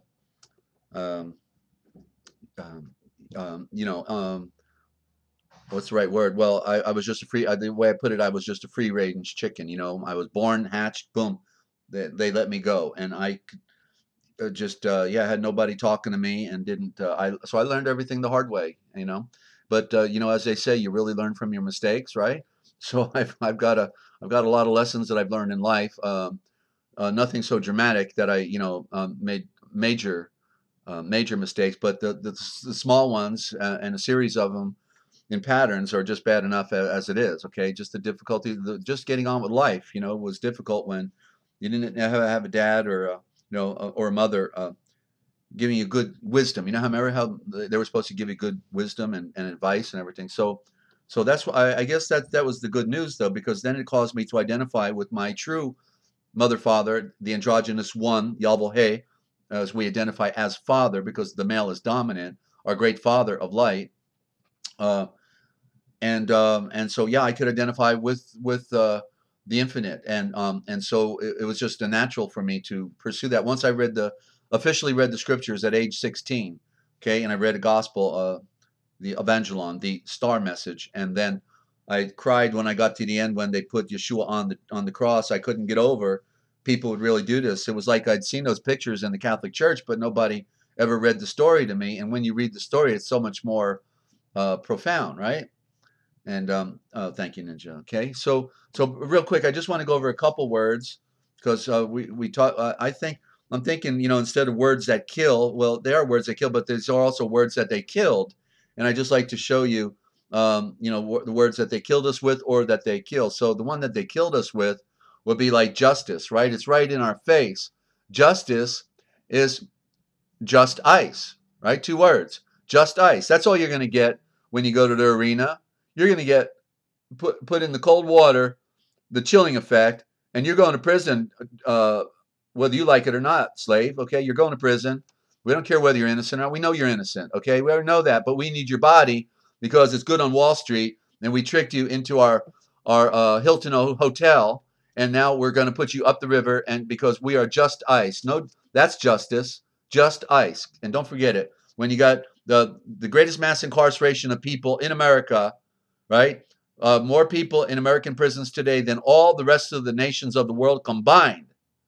More people in prison in America than all the rest of the nations of the world combined. That's just ice. They put everybody on ice because it's good for business. You get it? Okay. They make about $30,000 a month on everybody's body. It don't cost them nothing. They're making money, honey. Okay. Yeah. So just ice, and so scriptures, it are the shultres. That's the original, shultres. And yeah, when the cop pulls you over, it's called the chilling effect, right? That got the lights flashing, sirens going, woo, woo. Well, what happened? Did somebody die? What's going on? No, your taillight is out. I'm going to write you a ticket. Oh, you mean you got all that going on just for a taillight? Yeah, I thought I hurt somebody. No, you didn't hurt nobody. We're going to hurt you, Bubba. Yeah, we're going to hurt you. It's business. It's all about business. All right, so scriptures are shultres.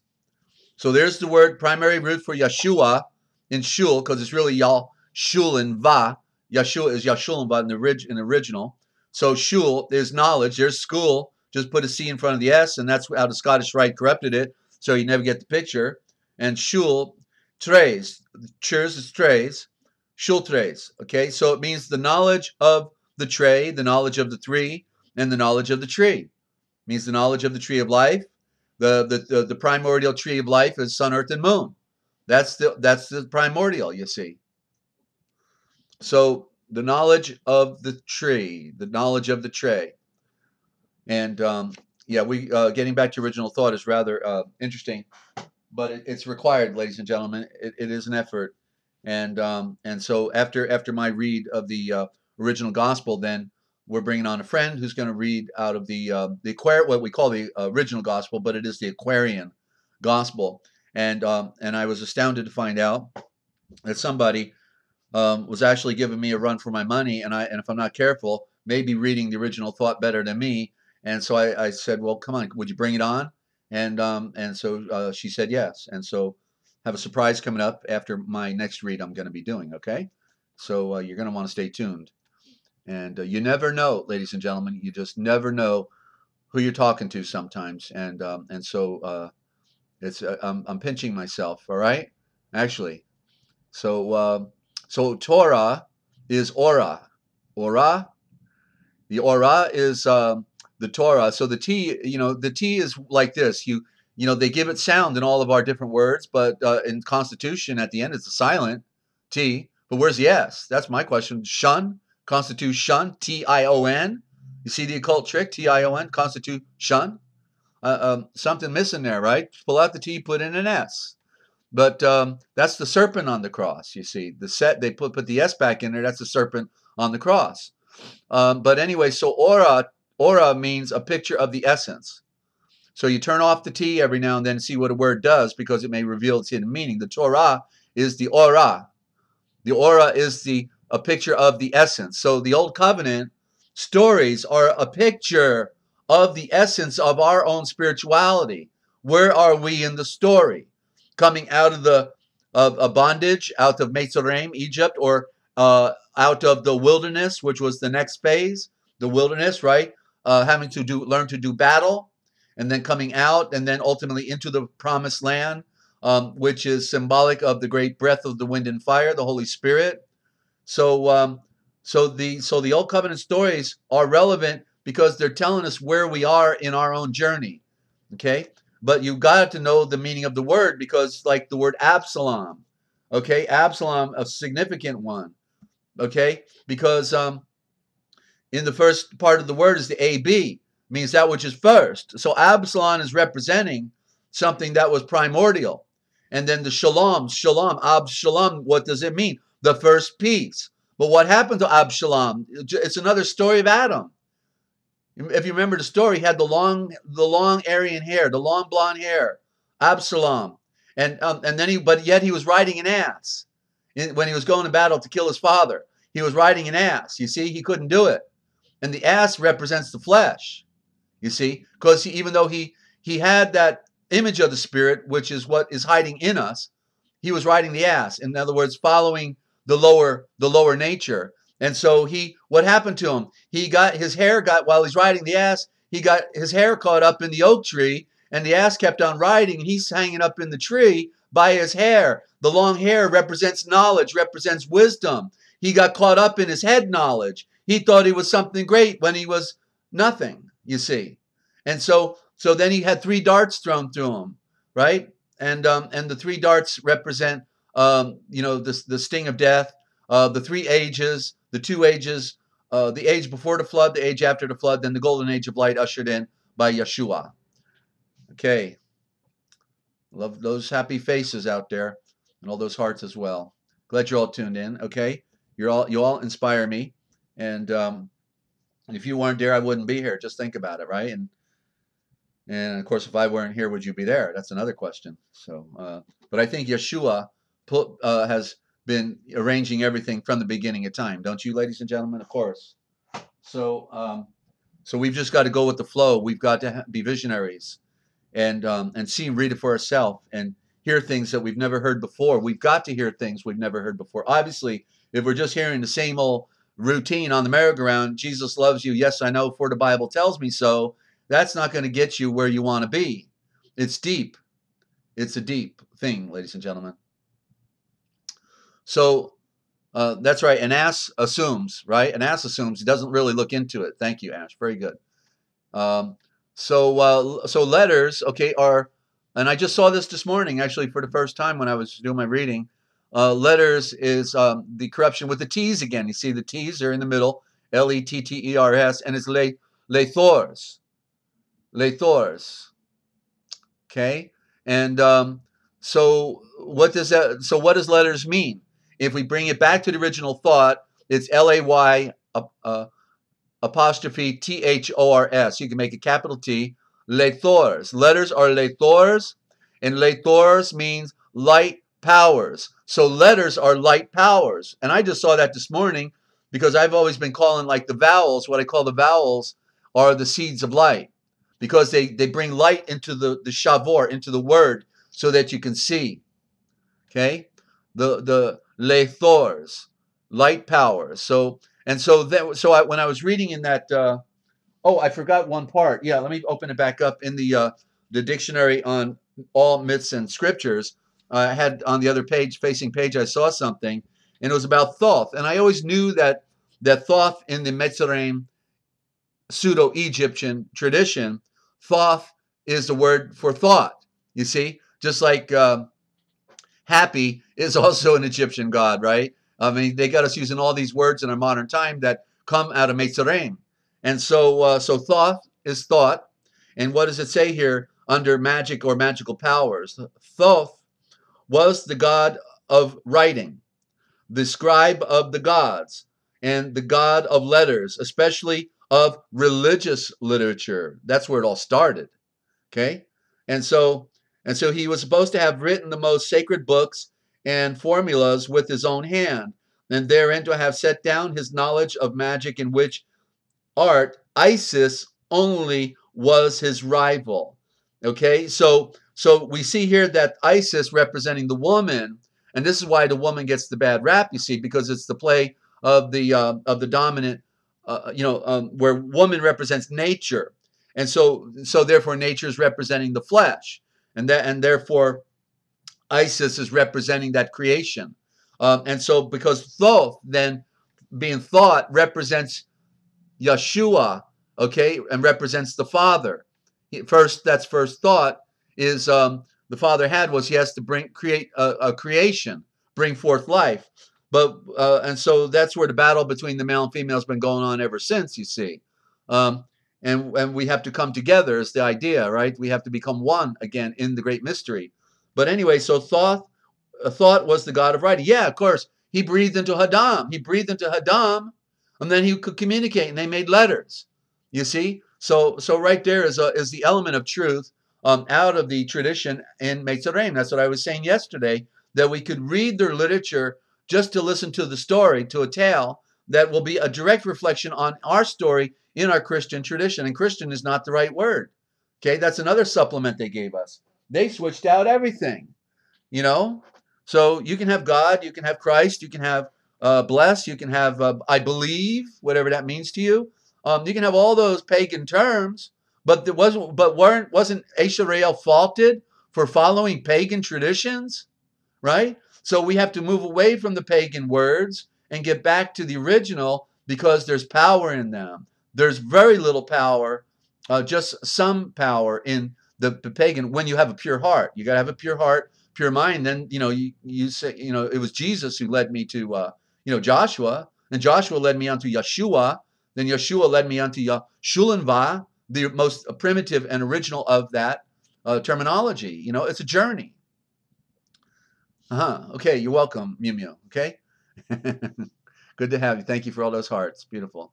So I just wanted to go over a couple words, and I'll just save these other ones for tomorrow. I've been bypassing the Pirate Sea of Words just because I'm doing this read on the original thought. I better get there now, and then when I get done with that, we'll bring on our special friend, and who you already know, and our special reader that is going to be reading the original thought for us, so I can get a break, and at the same time, because I've been missing it. When I get to the end of my program, I've been too worn out to read it, and I hate missing what's ultimately one of the most important reads you're ever going to hear. The most important, actually, because it's my most important scriptures. If I had to get rid of all of mine, it would be the Aquarian Gospel. It's a misnomer. It's not the real title. It's the original, but it's fantastic. And Ash says, I call myself a soldier of God in the Lord's army. Right. Okay, very good. And that's the terminology we all commonly use. And then there's, I could transliterate that as saying you are a soldier of Yahweh no, your God would be great Olofhaim. So you are a soldier of the great Olofhaim in Yahweh's army. So that's a way we could transliterate it, you see. But I know what she means, and I know she's got a pure heart, and she's on the journey and doing great, obviously, because she's tuned in right here on the Forbidden History series. Go figure, okay? So let me open up now let me do some technical magic here and turn on the screen. What do I got? Desktop. Okay, boom. And then boom. And one more boom, and we got it. There we go. All right, the original gospel. And so remember, if the channel goes down like it did yesterday, then I can't see it. So somebody will need to ring me real quick, okay, on the phone. All right. So chapter 3 of the original gospel. Leaving there, and where were we that we're leaving? Okay, we were well, pronouncement of the Savat. Well, just on his journey. Okay, that's all right. And so the cure. Okay, so the cure of the mason with a crippled hand. So leaving there, it was now the end of the day. I've really got to get some new glasses here. It was now the end of the day. With the sun going down, Yeshua entered into a temple call. Now there was a man there who had one of his hands crippled from an injury, and he could no longer work his trade as a stonecutter. So when he knew who he was, he breathed, My name is Malchus, Malakash, and I earned my living as a stonemason working with my hands. But I am now begging you, Yeshua, to please restore me back to my former completeness so that I do not have to beg for my bread any longer, as it causes me to feel such great shame.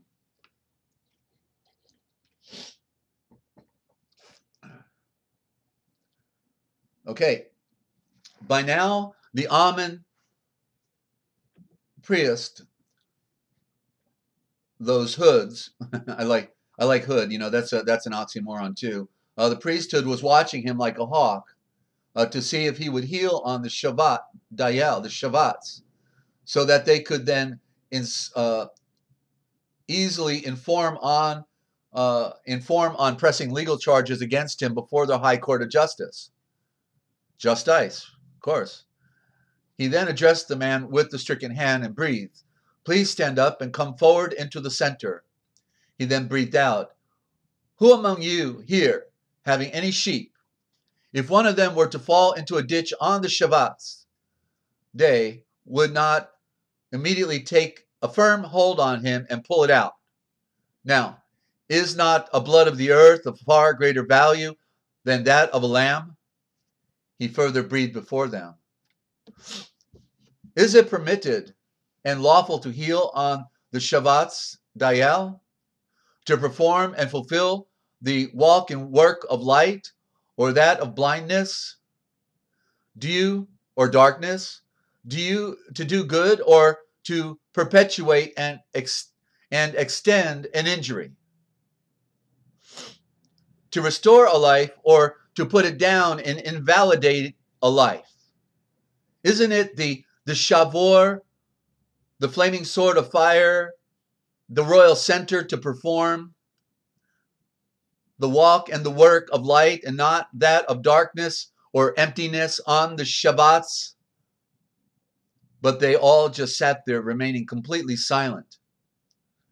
It is the truth that a blood of the earth is indeed of far greater value than that of any lamb, and for this reason then, it is permissible and even required for any blood of the earth to perform the walk of perfection on the Shabbats. So he panned all around the room indignantly, acknowledging each one of them, and being grieved at the stone hardness and total stupidity of each one of their hearts. He then breathed before the blood of the earth, Stretch out your arms. And he then stretched both of them out, and his stricken hand was immediately restored exactly as the other in its own natural state. And the Pharaoh's shame then immediately stormed out, and they all began conspiring with those who were of Herod's family regarding Yeshua on exactly how to approach killing and destroying him. But as it happened, Yeshua learned about this, so he left the area, but many of the sick were still following him, and he healed them all. Then he asked that they should not make known the exact direction that he was headed in, all in order to establish what was breathed by Eshayael, the navigator. You must see and read it for yourself. This seed of light is my royal servant hand, who has made my chosen one and my only loved seed, in whom my soul has a great delight. I have put my great spirit breath upon him, as he sends out his pure judgments before the common people. He has no fear, nor quickly runs to raise up a debate. Still, his voice isn't heard in the streets, and the weaker branches he will not condemn, nor will he put out the failing wicks of light, but he will reveal the pure tradition of truth from the tree's root. As the great light of the sun, he will shine forth and not at all be discouraged, until he has established the victory of light upon all of the earth, and in his royal title, all of the eyes will put their only trust in him, since he is the pure shelter of the Travain law. A giant. So this report about him spread throughout all the land of Syria to the people far and wide, while Yeshua with his Methane truth seekers headed back towards the sea, while a large number of people from Galilee by the 10 cities around the sea were following him, along with him, as well as a large number that were also following him from Jutha and even from Jerusalem and Idumea, being from the other side of the Jordan, including the cities of Tyre and Zidon, as the Shavor had spread far and wide about all of what he was doing, as all the people came out to see him. And they brought over to him all of those who were sick with every kind of disease, as well as the insane, those in extreme torment, as well as those falling down with convulsions. And he healed every single one of them. There was no one he could not heal. But then he told his truth seekers to bring the boat over to him and to have it ready, as it was possibly going to be needed in order to prevent himself from being crushed by this large crowd. And since he was healing so many, and anyone that had any medical complaint or were suffering threw themselves at him, reaching out towards him, if only just to touch him or his clothing. Then those who were troubled with mental illnesses, when they came near him, fell down before him and shouted, "You are the seed of fire, the son of fire, the seed of the sun." And many times he had to sternly order them to be quiet and not to make him known. It was at this time that he went out into the hills to create light, and he continued all the night creating light before Yahweh. And when the sun had risen, he climbed upon a mountainside and then proceeded to call those who he wished to speak with, each one of them one at a time, until each one of them came up to him.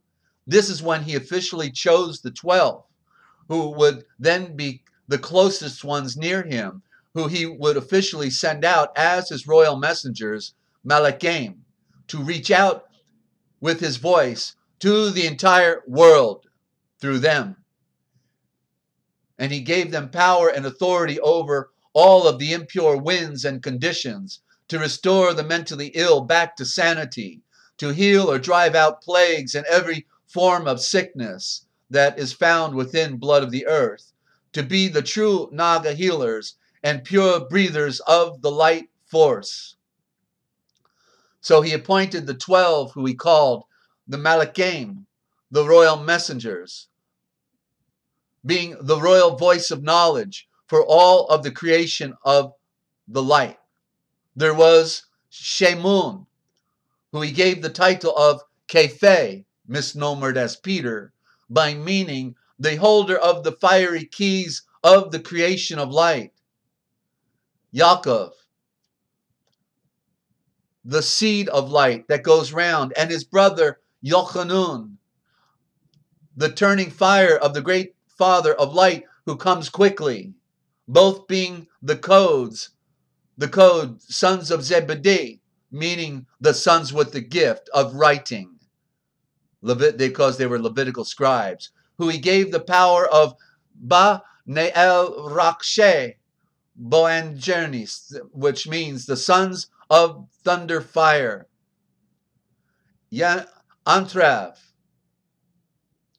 the one tree and the way. The one tree is the light. The tree of life is the tree of light. The sun, that is the one tree. And Phileth, the love of life's creation. And Bartolome,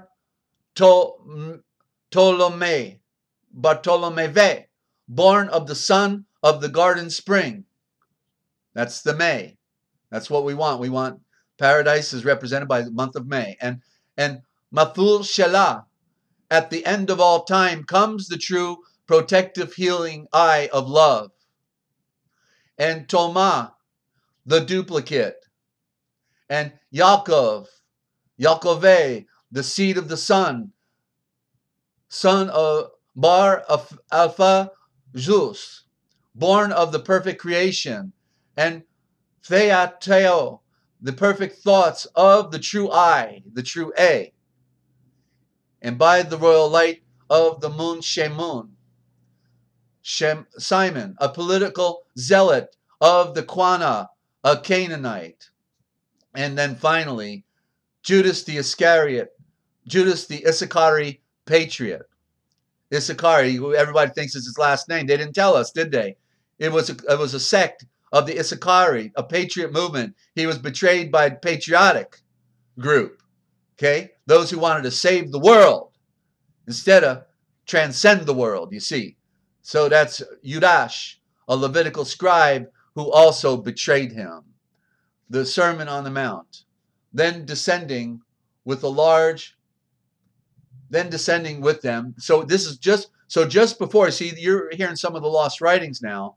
And so just before he does the Sermon on the Mount is when he had picked his 12 officially. Okay? Then they're gathered around him, and this is when he does his epic speech, okay? And they took it out of our scriptures, and so we didn't get the picture that he had just chosen his 12 officially, and he gave them all a special name that means something. You see, it tells a story, and that's what we're never told, okay? But you get it here because it was meant to be known. Somebody's hiding information. Then descending with them as he stopped upon a flat plateau with a large number of his truth seekers, while a great assembly of people from all of the regions had gathered below as he continued his healing, but then climbing up higher with his Mathame, the truth seekers, all gathered around him, he proceeded to seed plant before all of those gathered there down below by breathing.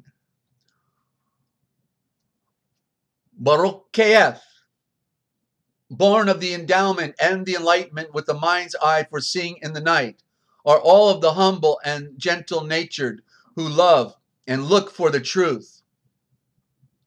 Because yours is the royal domain in the great house of the sun within the pure judgment of this immortal age of golden light.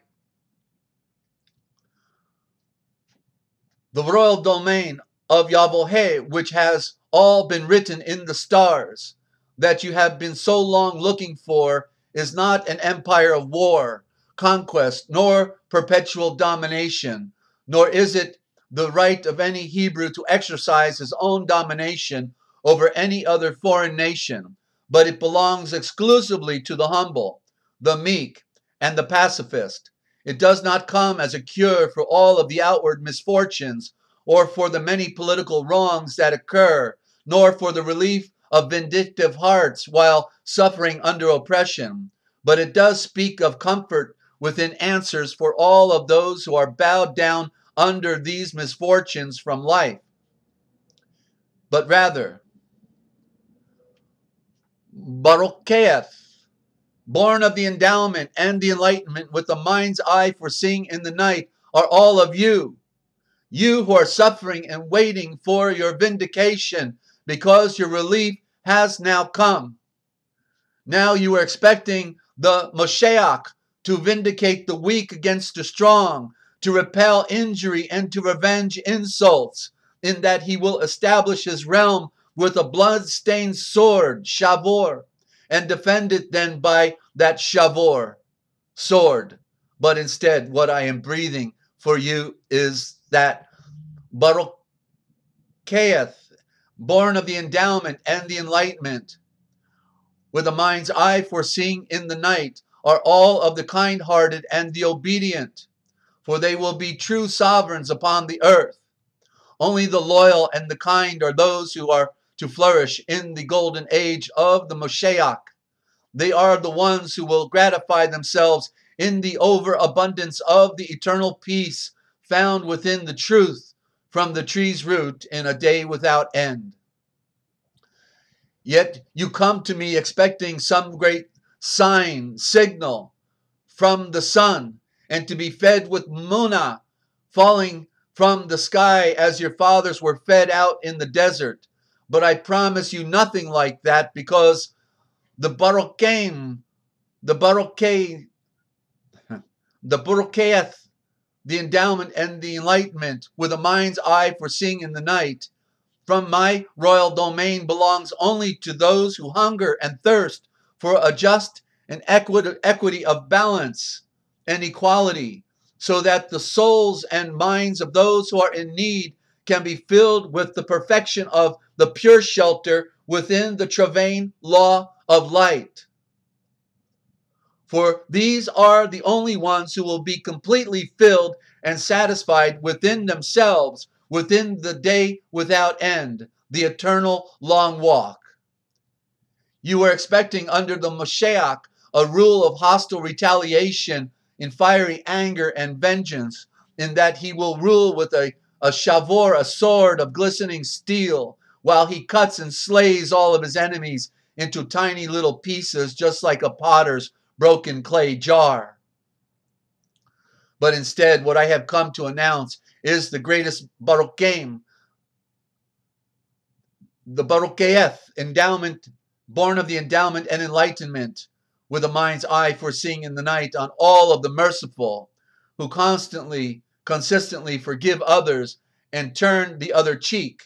For I can assure them all that they will indeed find the greatest mercy and forgiveness, which means the giving of a sunrise, giving somebody the sunrise and the opening of hope from all of their, let me try this again, that they will indeed find the greatest mercy and forgiveness of the sunrise from all of their all eternal judge, who is their true eye. You who observe the laws of Moshe El, all submit to an innumerable number of ceremonial cleansing rituals. And for this reason, imagine yourselves to be pure and prepared for the great house of the sun in Olofheim, the great Olofheim. But I can assure you that no such purification rites will be of any use in the royal domain that has now come. Barucheth, born of the endowment and the enlightenment, with a mind's eye foreseeing in the night, are the pure in heart, who can give ear to the truth from the tree's root. For they will be the ones who are able to see Yahweh, who is the great Olofheim. All of the remedies of which you propose for all of mortal ills are all essentially defective. as you imagine that they can all be simply cured by violence and resentment, and that blindness may be remedied by more darkness instead of being overcome by the purest of light. But I can now breathe before you that Barucheth, born of the endowment and the enlightenment, with the mind's eye for seeing in the night, are those who pursue making peace. For they will be called the seed of the sun, and they will all share the Baruchem of the new golden age of light that has now come. But not any of those who are vindictive or resentful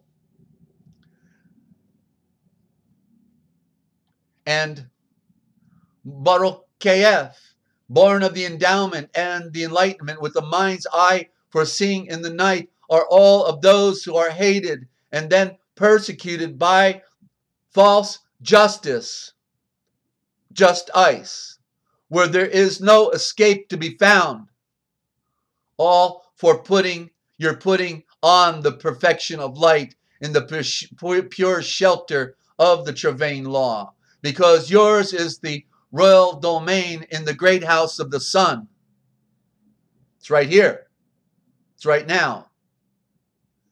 As you must be perfect, just as your great Father who rules from his throne in the sun is perfect.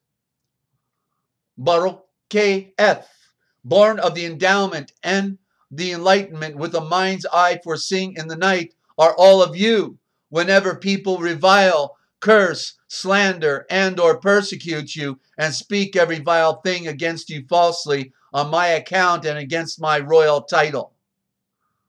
You can then stand up in the light and be happy, because very great is your reward within the throne of your Son in a day without end, because this is exactly how they all persecuted the navigators who came ahead of you.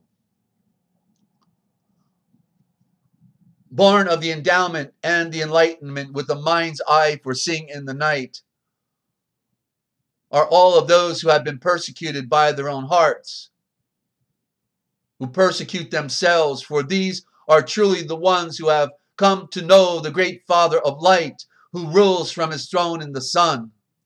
You are the preservation for the earth, but if the soul, the preservation, has lost its strength, lost its light, then where can it then be preserved?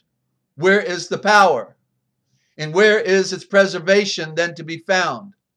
With no light, there can be no preservation, only the outer darkness, where the people all trample each other down until they are trampled under the ground. He then returned home, where a crowd had already started gathering once again, making it so that they couldn't even eat their meal. When there was brought before him a blind and mute man who acted retarded by all of his actions, so he immediately healed him by making it so that he could both speak and see perfectly. Then when this dark nature was removed, this gathering of people who saw all of this then became upset and breathed, "Isn't this the seed of David?" Then when those of his immediate family heard about this, they all went to go and rescue him, for some of the antagonists were breathing, "He must have lost his mind, and he doesn't even know what he is doing," since the scribes who had come from Yalkun, well, that's where I left off right there. And this is not, I did a lot more than this, and it's all still on my old computer.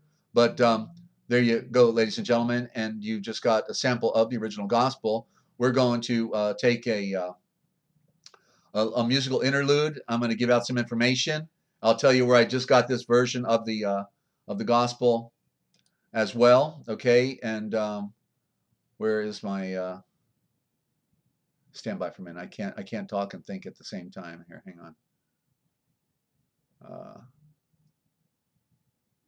Is that it? No, that's the wrong one. Oh, come on, Desert Windows. There we go, right at the top. Cloud of Fire. Okay, we're back at it. So our special reader for today. You're welcome to call in. And in the meantime, I just want to share with everybody the source. Okay, you notice that beyond myself putting in the original thought, there was another version. That was another version of the Sermon on the Mount that you had not heard before, and it comes out of the Arco volume, and we've done reads of the Arco volume here, and so I used the original thought with that version from the Arco volume, because after every beatitude there was an entire paragraph, you see, and they stole it from us, and it was Hillel in his series of letters that he wrote, that he wrote it down. He wrote down the Sermon from the mountain. Okay, so the truth is hiding in the most obscure places, but that is an image of the original speech beyond our Matthew, Mark, Luke, and John. Okay, hiding in secular material, and it was under the Vatican. It came out of the Vatican, or it was the Library of Sophia. Not sure which one.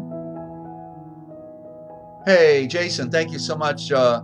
Good to have you. Okay, welcome to the broadcast and our family here. We have a wonderful group of people, mostly sky watchers, and I'm glad you made it as well. And be sure to tell a friend if you know someone who loves the higher truth, and certainly bring them on, okay? And but I want to give out some information, because if you want to get a copy of the Real Da Vinci Code Etymological Dictionary, 300 pages on a PDF format, 8.5 by 11. It's like four dictionaries in one, plus an encyclopedia. It's a major work. Or the Book of Wisdom by Joseph of Arimathea, the great uncle of Yeshua. The greatest book of wisdom ever written, in fact. Or a copy of the original thought project I'm doing here, the original gospel, with the 100-page dictionary behind it on the same PDF, the most current dictionary I'm doing. Okay, any size donation, and you can get a copy. You just go to therealpublicradio.net, okay, and you can do it right there, or contact at FreeAmericaRadio.com, therealpublicradio.net, therealpublicradio.net. The PayPal button is there, or just go to contact at FreeAmericaRadio.com. That's the PayPal email, okay? And also, if you want to support your health and support this ministry at the same time, we have a translation project, but we only have a handful of friends involved right now, and it's a big project, okay?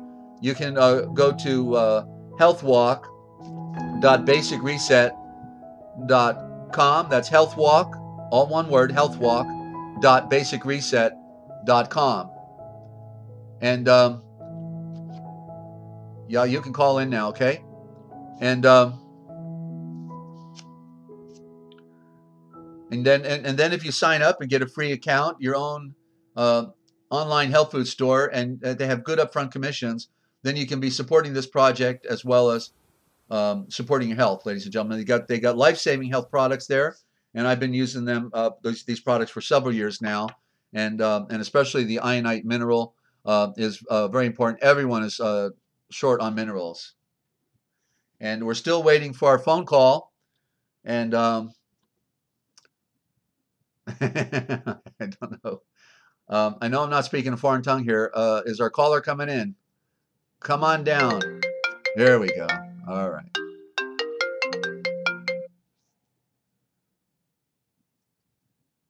And I thought you were just going to sit there. Oh, she got disconnected. So we'll find out what happens. And yeah, we're doing it first here, ladies and gentlemen. We're going to be reading from the original gospel. And if you want to get a free PDF download, go to therealpublicradio.net. Okay. Okay. Hello there. Hi, Desert. And I thought you were just going to sit there having fun chatting to people. Okay. You had me concerned. No, I dialed the wrong number. Oh, okay. Okay. That's why you were gritting your teeth on that little kumquat, huh? Yeah. Okay. Well, real quick. Hi, fellow pupils. Yeah. Well, we'll tell people about you in a second. Let me just give out some information. So if you want to get a copy of the read, you can get the PDF download. Go to therealpublicradio.net/original_gospel.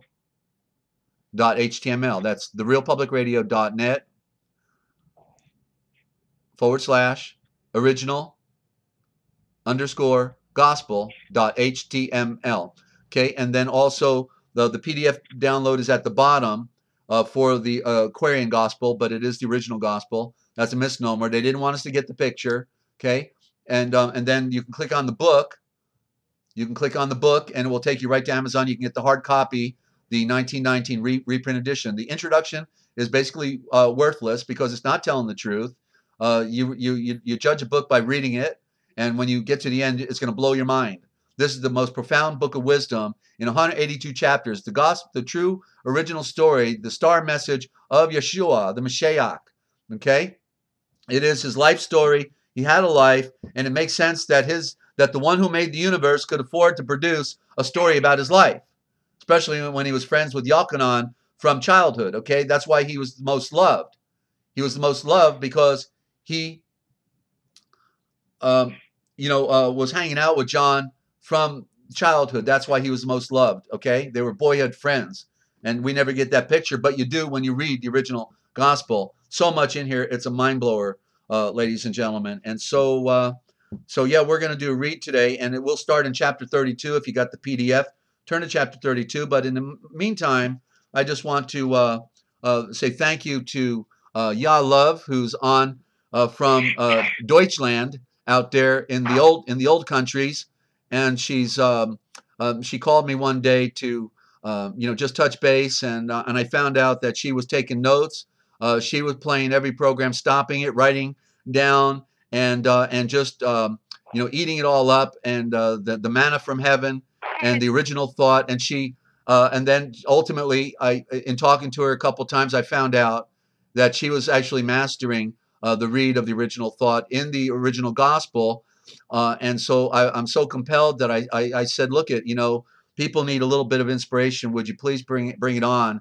And she was good to go. I figured, she'd be running the other way or something once I asked her, but no, she was good to bring it on. So thank you, y'all love. And so could you please just give us a primer? You speak about half a dozen European tongues, and that qualifies you immediately to be able to embrace the original thought, the Indo-Germanic Aramaic mother tongue. Could you please elaborate? Yes, I want to say hi to everyone, and that indeed Father's ways are amazing. It's about, 8 weeks ago now when you called us to your channel, or me to your channel, and I'm so honored and grateful to be a part of this class. I was raised, I grew up in Romania and raised with three tongues. Yes, and yeah, love. I just want to ask you, try to speak up. I think I got the audio all the way up. No, it's not. Okay, I got it up. Go ahead. Please continue. You have me? You're better. You're better now. Thank you. Okay. So I grew up in Romania, and as my mom spoke German to me, my father Romanian, and my grandparents, they spoke an ancient German tone key from around 1200 AD. So I can speak all of these.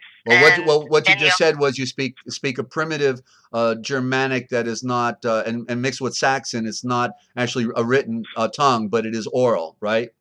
Oh yeah, that's okay.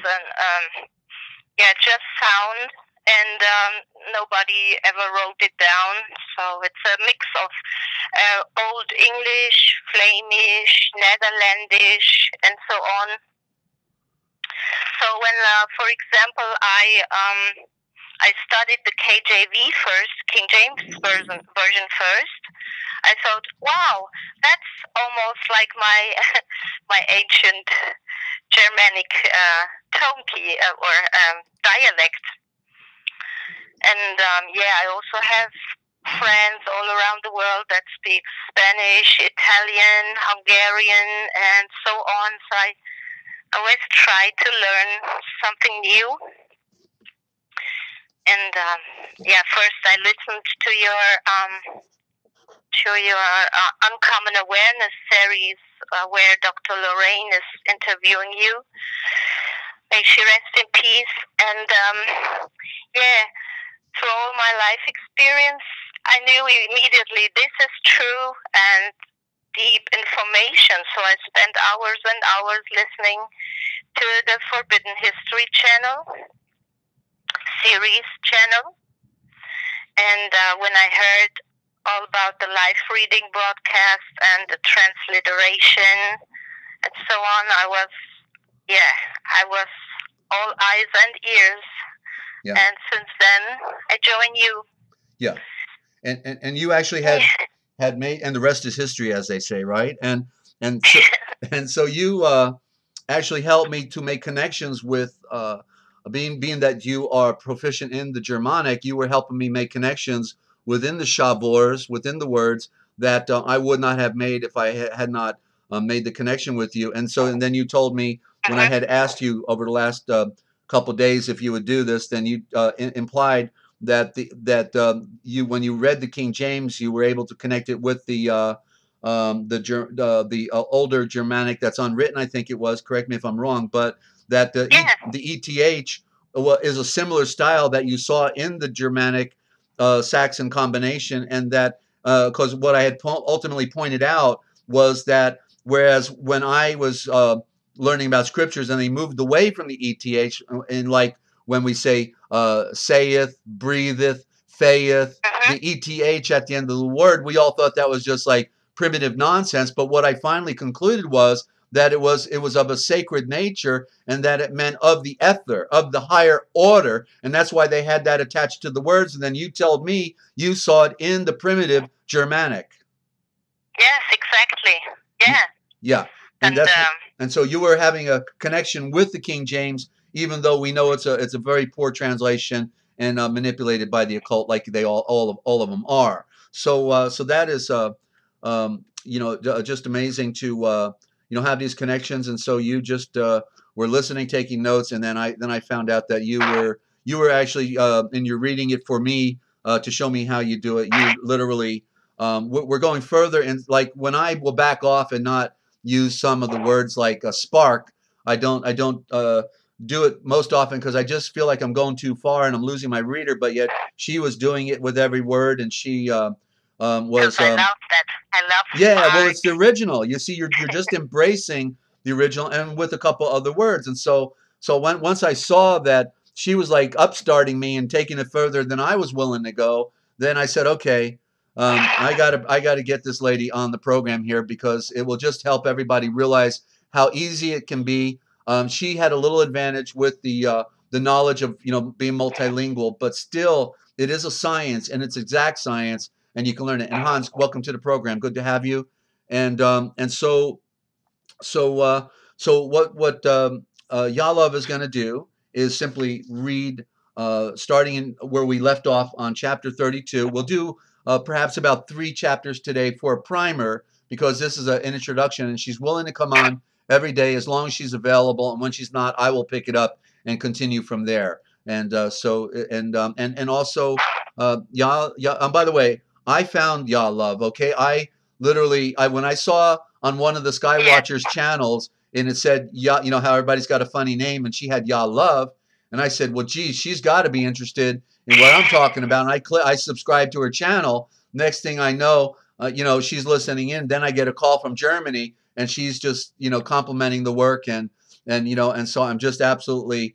I knew I pegged a good one, but like I say, you never know who's going to be listening in, ladies and gentlemen. And we found a real linguist here, and a very gentle soul, one that loves the Father, who's been studying spirituality all of her life and gets the picture. So I'm honored. And again, thank you, Yalov. And so, and what I'll do, because I know you may not want to, when you've read for me privately to share, you may not want to jump through notes when you get stuck. So you can just say, Desert, help me with this one, or what I'm saying, or you can just bypass it, whatever. But you don't have to, we'll just do it. We'll just do it the way we did it privately, and we're very casual here. We're just friends and family, and we'll just sit back and enjoy the presentation, right? Yes. Enjoy, relax, and be quiet. Okay. Thank you for listening. Chapter 32. Yeah. Among the Buddhist priests was one who saw a lofty wisdom in the shavors that Yeshua sparked. It was Bharata Arabo.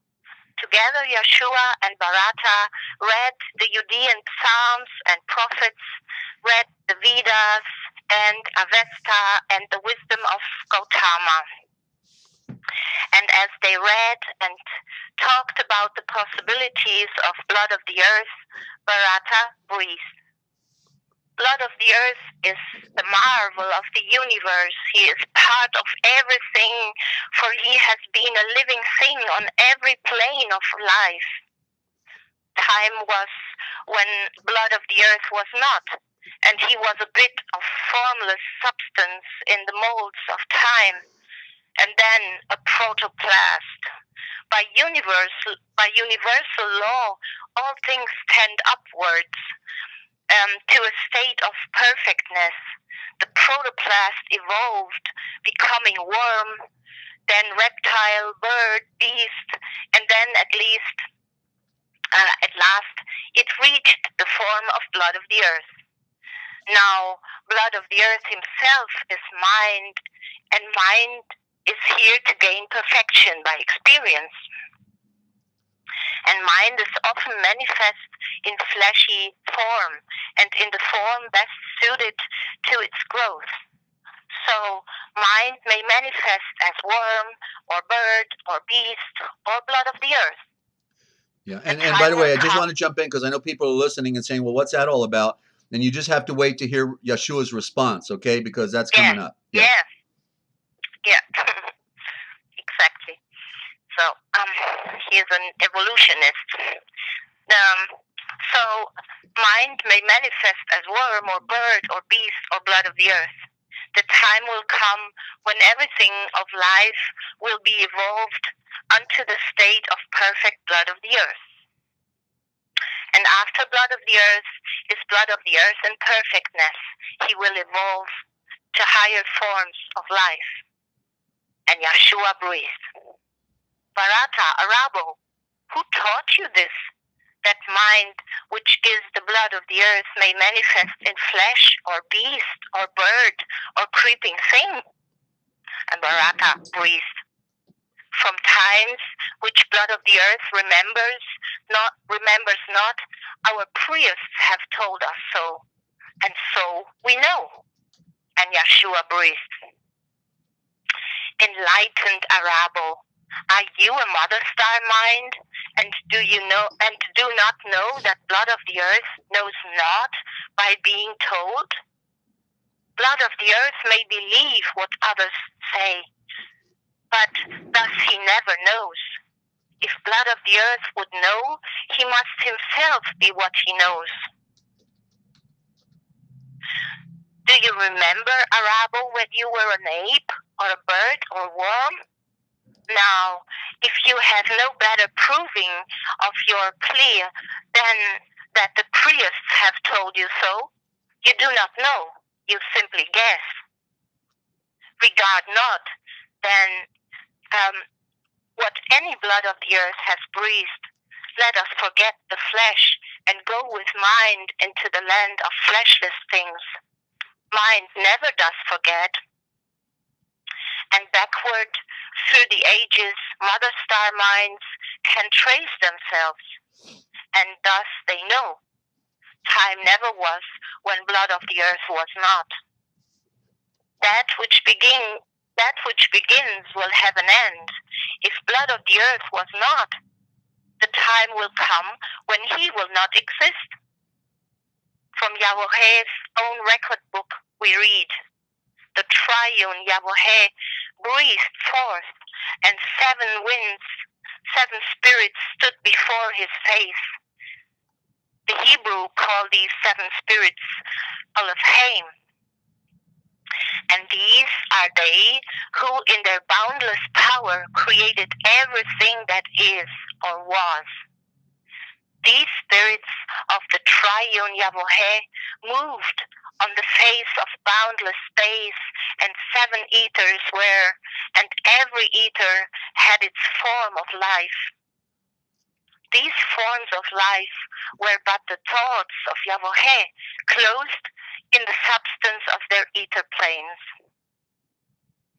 Blood of the earth called these ether planes the planes of protoplast, of earth, of plant, of beast, of blood of the earth, of royal messengers, of cherubim.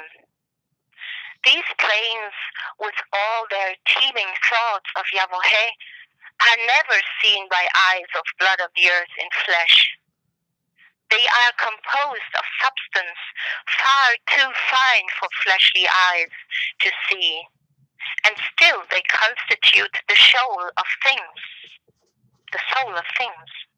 And with the eyes of soul, all creatures see these ether planes and all the forms of life. Because all forms of life on every plane are thoughts of Yahweh, all creatures think, and every creature is possessed of will, and in its measure has the power to choose. And in their native planes, all creatures are supplied with nourishment from the ethers of their planes. And so it was with every living thing until the will became a sluggish will, and then the ethers of the protoplast, the earth, the plant, the beast, the blood of the earth began to vibrate very slow.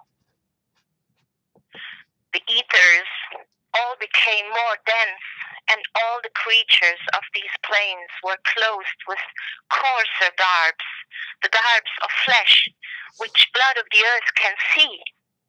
And thus this coarser manifest, which blood of the earth called physical, appeared. And this is what is called the fall of blood of the earth. But blood of the earth fell not alone, for protoplast and earth and plant and beast were all included in the fall. The royal messengers and cherubim fell not. Their wills were ever strong, and so they held the ethers of their planes in harmony with Yahweh. Now, when the ethers reached the rate of atmosphere, and all the creatures of these planes must get their food from atmosphere, the conflict came. And then that which the finite blood of the earth has called survival of the best became a law. The stronger ate the bodies of the weaker manifests. And here is where the carnal law of evolution had its rise. And now blood of the earth, in his utter shamelessness, strikes down and eats the beasts. The beast consumes the plant, and the plant thrives on the earth. The earth absorbs the protoplast. In yonder royal domain of the soul, this carnal evolution is not known, and the great work of the mother star minds is to restore the heritage of blood of the earth, to bring him back to his estate that he has lost, when he again will live upon the ethers of his native plane. The thoughts of Yahweh change not. The manifests of life on every plane unfold into perfection of their kind. And as the thoughts of Yahweh can never die, there is no death to any being of the 7 ethers, of the 7 spirits, of the triune Yahweh. And so, an earth is never planned. A beast or a bird or creeping thing is never blood of the earth. And blood of the earth is not and cannot be a beast or a bird or a creeping thing. The time will come when all these 7 manifests will be absorbed, and blood of the earth and beast and plant and earth and protoplast will be redeemed. Baraka was amazed. The wisdom of the Judean sage was a revelation unto him. Now Vidyapati, wisest of the Indian sages, chief of the temple Kapilavastu, heard Bharata spark to Yeshua of the origin of blood of the earth, and heard the answer of the Hebrew navigator, and he breathed, "You priests of Kapilavastu, hear me spark. We stand today upon a crest of time. 6 times ago, a mother star soul was born who gave a glow ray light to blood of the earth." Okay, and I want to hold it right there because this is major.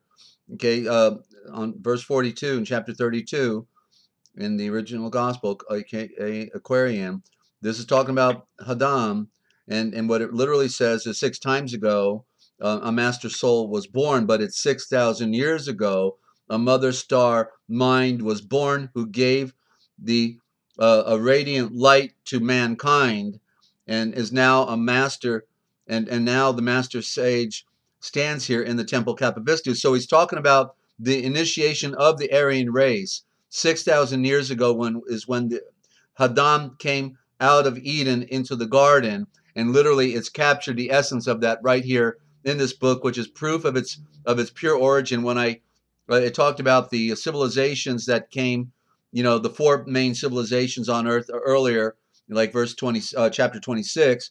That's when I realized this was an accurate historical account, a history book, and that's what it's talking about. 6 times ago is 6,000 years ago. A master soul was born. That's Adam, who gave a radiant light to mankind. What radiant light? He was up there in the throne of the sun in the atom called Eden with Yeshua. And while Yeshua was making all things, Adam was naming all things, and it's captured right here because he was the one, Adam was the one who passed on the knowledge of how they were able to build these giant pyramid civilizations, stone cutting, not to mention the anti-gravity vimanas. They flew all around the world when the fallen ones fell and decided they'd rather enslave the world than to be the seed of light and enlighten the world, and to then give them the truth that all these prior civilizations that were already here, the African, the Chinese, the Cro-Magnon, Neanderthal, and many others that we've never heard about, the Paracas in South America, that to tell them that they were all seed of light and had an eternal nature and could be redeemed. That's what's going on, ladies and gentlemen. And this is the evidence of that bedrock story right here. Wow. 43. Amazing. This Hebrew navigator is the rising star of wisdom deified. He brings to us a knowledge of the secret things of Yahweh, and all the world will hear his shavors, will heed his shavors, and glorify his title. Yeah, and I just want to add, forgive me, but from here it's 8,000 years ago, but this is 2,000 years ago when it's written, and he's saying 6,000 years earlier is when that Aryan race came. Okay, this is the what the great lies of history is all about, because it takes a million lies to cover the first lie, and they never tell us where the Aryan comes from, right? And this is the big cover up, ladies and gentlemen. Okay, so and please continue. You priests of Temple Kapilavastu, stay, be still, and listen when he sparks. He is the living oracle of Yahweh. And all the priests gave thanks and created light, the Buddha, to the Buddha of enlightenment, Yeshua. Chapter 33, you want me to go on? Yeah, we'll do at least two more to give a good primer today, right? Okay. In silent meditation, Yeshua sat beside a flowing spring. It was a holy day, and many people of the servant caste were near the place. And Yeshua saw the hard-drawn lines of toil on every brow, in every hand. There was no look of enlightenment in any face. Not one of all the group could think of anything but toil. And Yeshua sparked to one and breathed. Why are you all so sad? Have you no happiness in life? The blood of the earth replied, we scarcely know the meaning of that Shavor. We toil to live and hope for nothing else but toil, and enlighten the day when we can seize our toil and lay us down to rest in Buddha's city of the dead. And Yeshua's heart was stirred with pity and with love for these poor toilers, and he breathed. Toil should not make a person sad. Blood of the earth should be happiest and enlightened, most enlightened when they toil. When hope and love are back of toil, all of life is filled with happiness and enlightenment and peace. And this is heaven.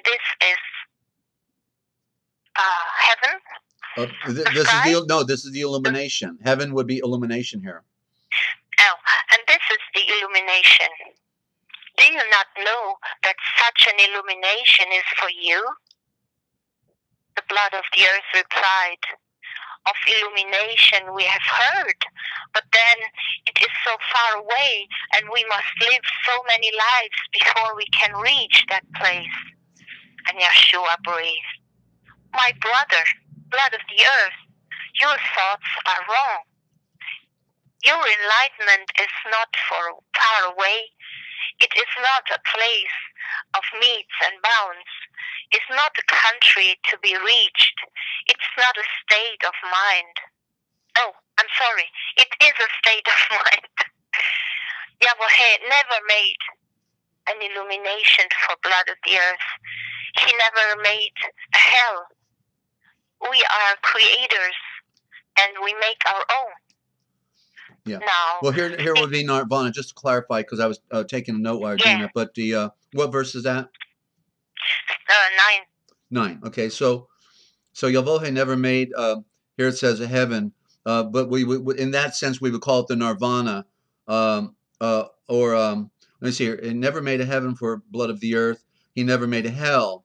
So the opposite of hell is paradise. Okay, yeah. So this heaven would be paradise. So Yahweh never made a paradise for blood of the earth, and he never made a hell for paradise. We are the creators, and we make our own. So in other words, that alchemy of putting on what Yeshua talks about, right? To put on the light, which means to do what he says to do, to love your enemies, to do good for others, to be pure in thought and heart and mind and all these things, then that is the alchemy and transforms our. And so, the kingdom of heaven is within us, right? That's what he said. It is within us. And therefore, it's good to go when we are good to go. Bottom line. Please continue. Yeah. The people were amazed and gathered close to hear this strange young mother star spark, imploring him to tell them more about the Father Yahweh, about the enlightenment that blood of the earth can make on earth, about the boundless happiness and enlightenment. And Yeshua sparked the parable. He breathed. A certain blood of the earth possessed a field. The soil was hard and poor. By constant toil, he scarcely could provide enough of food to keep his family from want. One day a miner who could see beneath the soil in passing on his way saw this poor blood of the earth and his unfruitful field. He called the weary toiler and he breathed, my brother, know you not that just below the surface of your barren field rich treasures lie concealed? You plow and sow and reap in scanty way, and day by day you tread upon a mine of gold and precious stone. This wealth lies not upon the surface of the ground, but if you will dig away the rocky soil and delve down deep into the earth, you need no longer till the soil for naught. The blood of the earth. No.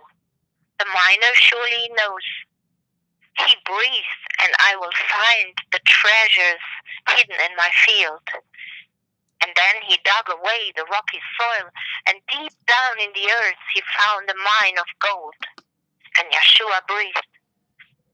The seed of the moon are toiling hard on desert plains, and burning sands of rocky soil are doing what their fathers did, not dreaming they can do aught else. They can do something else. You must see and read it for yourself.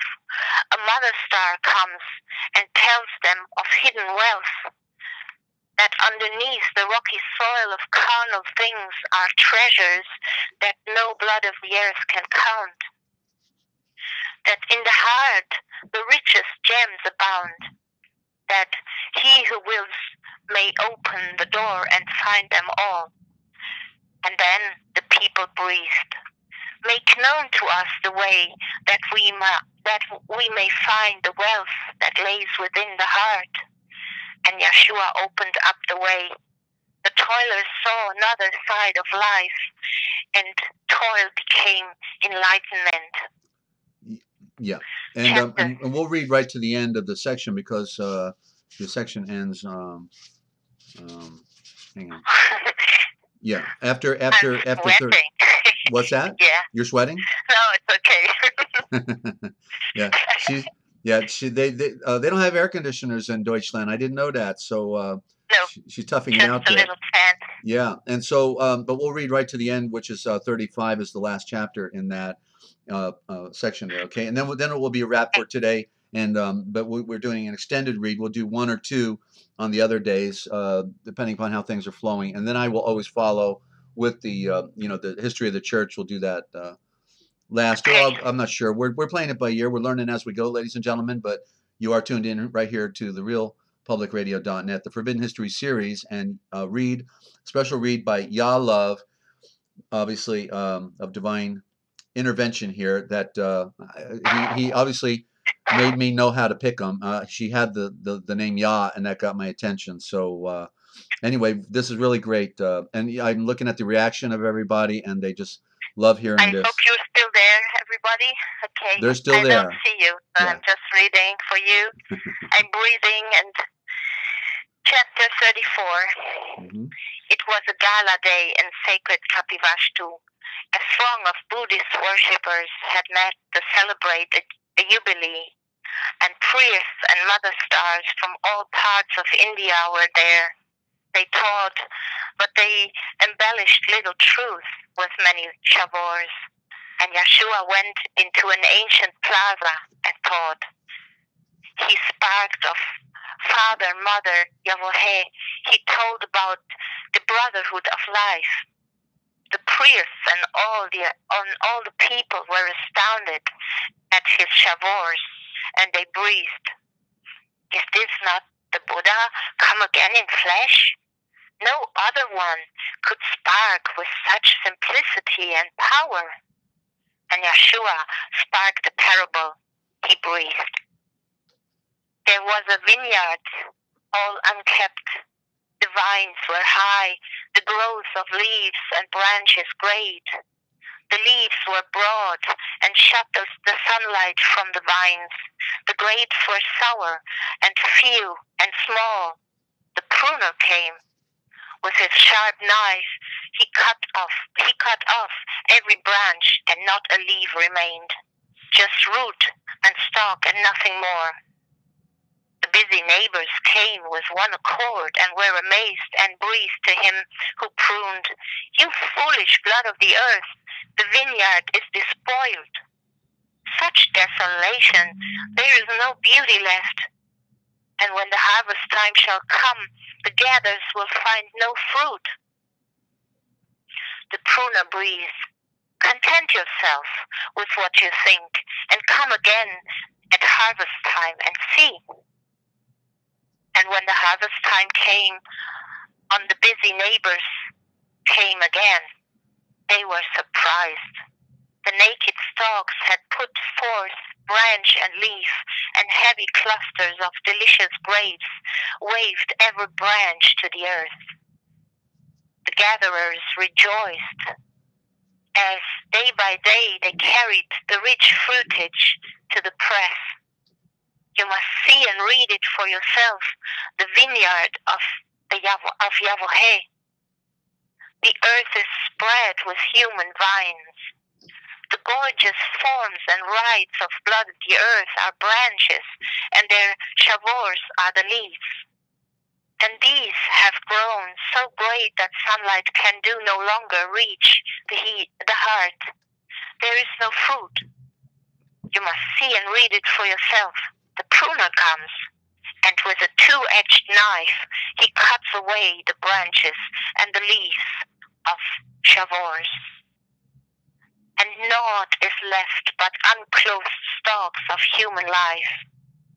The priests and they of pompous show rebuke the pruner and would stay him in his work. They see no beauty in the stalks of human life, no promises of fruit. The harvest time will come, and they who scorn the pruner will look on again and be amazed, for they will see the human stalks that seemed so lifeless bending low with precious fruit. And they will hear the harvesters rejoice, because the harvest is so great. The priests were not well pleased with Yeshua's shavors, but they rebuked him not. They feared the multitude. Chapter 35. The Indian sage and Yeshua often met and talked about the needs of nations and of blood of the earth, about the sacred doctrines, forms, and rites best suited to the coming age. One day they sat together in a mountain pass, and Yeshua breathed, "The coming age will surely not require priests and shrines and sacrifice of life. There is no power in sacrifice of beasts or birds to help the blood of the earth to holy life."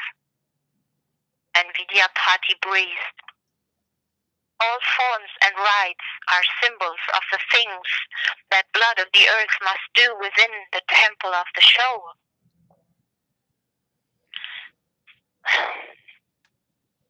The only pure anointed one requires blood of the earth to give his life in willing sacrifice for blood of the earth. And all the so-called offerings on altars and on shrines that have been made since time began were made to teach blood of the earth how to give himself to save his brother. For blood of the earth can never save himself except he lose his life in saving other blood of the earth. The perfect age will not require forms and rites and carnal sacrifice. The coming age is not the perfect age, and blood of the earth will call for object lessons and symbolic rites. And in the great religion you shall introduce to blood of the earth some simple rites of washing and remembrance will be required. But cruel sacrifice of animals and birds the gods require not." And Yeshua breathed, "Our Yahweh must loathe the tinsel show of priests and priestly things. When blood of the earth array themselves in showy garbs to indicate that they are servants of the gods and strut about like gaudy birds to be admired by blood of the earth because of piety or any other thing.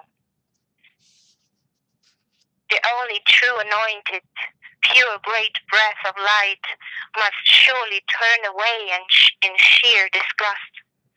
All people are alike the servant of our Father Yahweh, are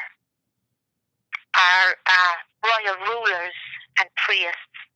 Will not the coming age demand complete destruction of the priestly caste as well as every other caste, and inequality among the seed of the moon? and Vidyapati breathed. The coming age is not the age of spirit life, and blood of the earth will pride themselves in wearing priestly robes and chanting pious chants to advertise themselves as saints.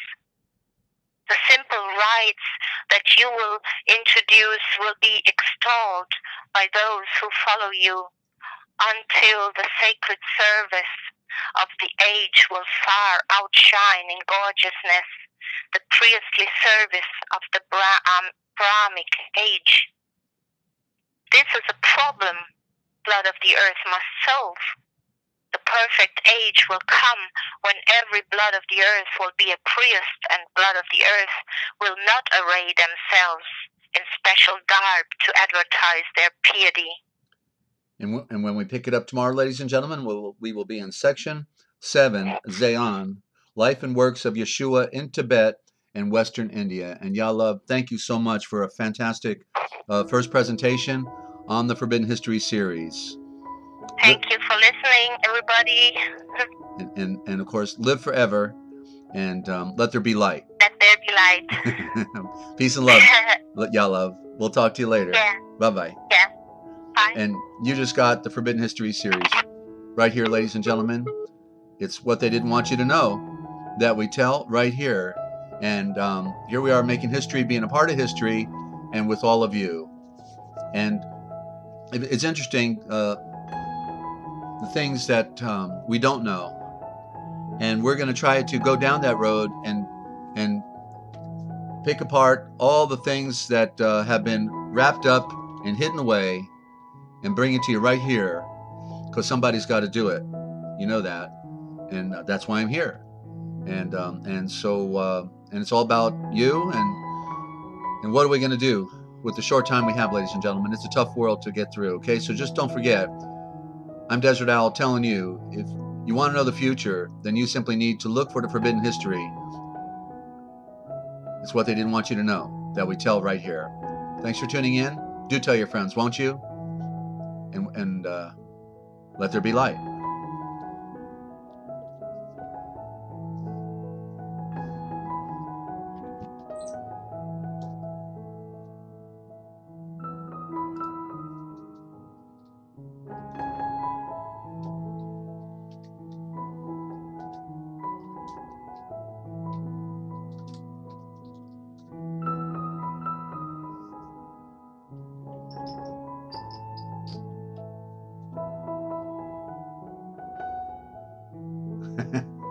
And thank you, Mew Mew. Thank you, Lydia, Lynn, Ashley, all of you for stopping by and for helping us to make it a better day and a better world. As little as we can do.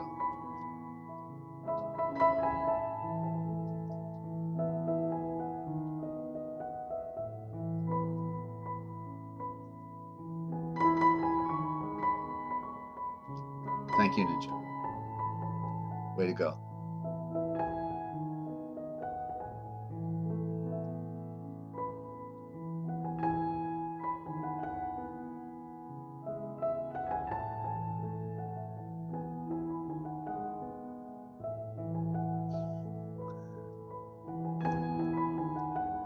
Thank you, Lydia.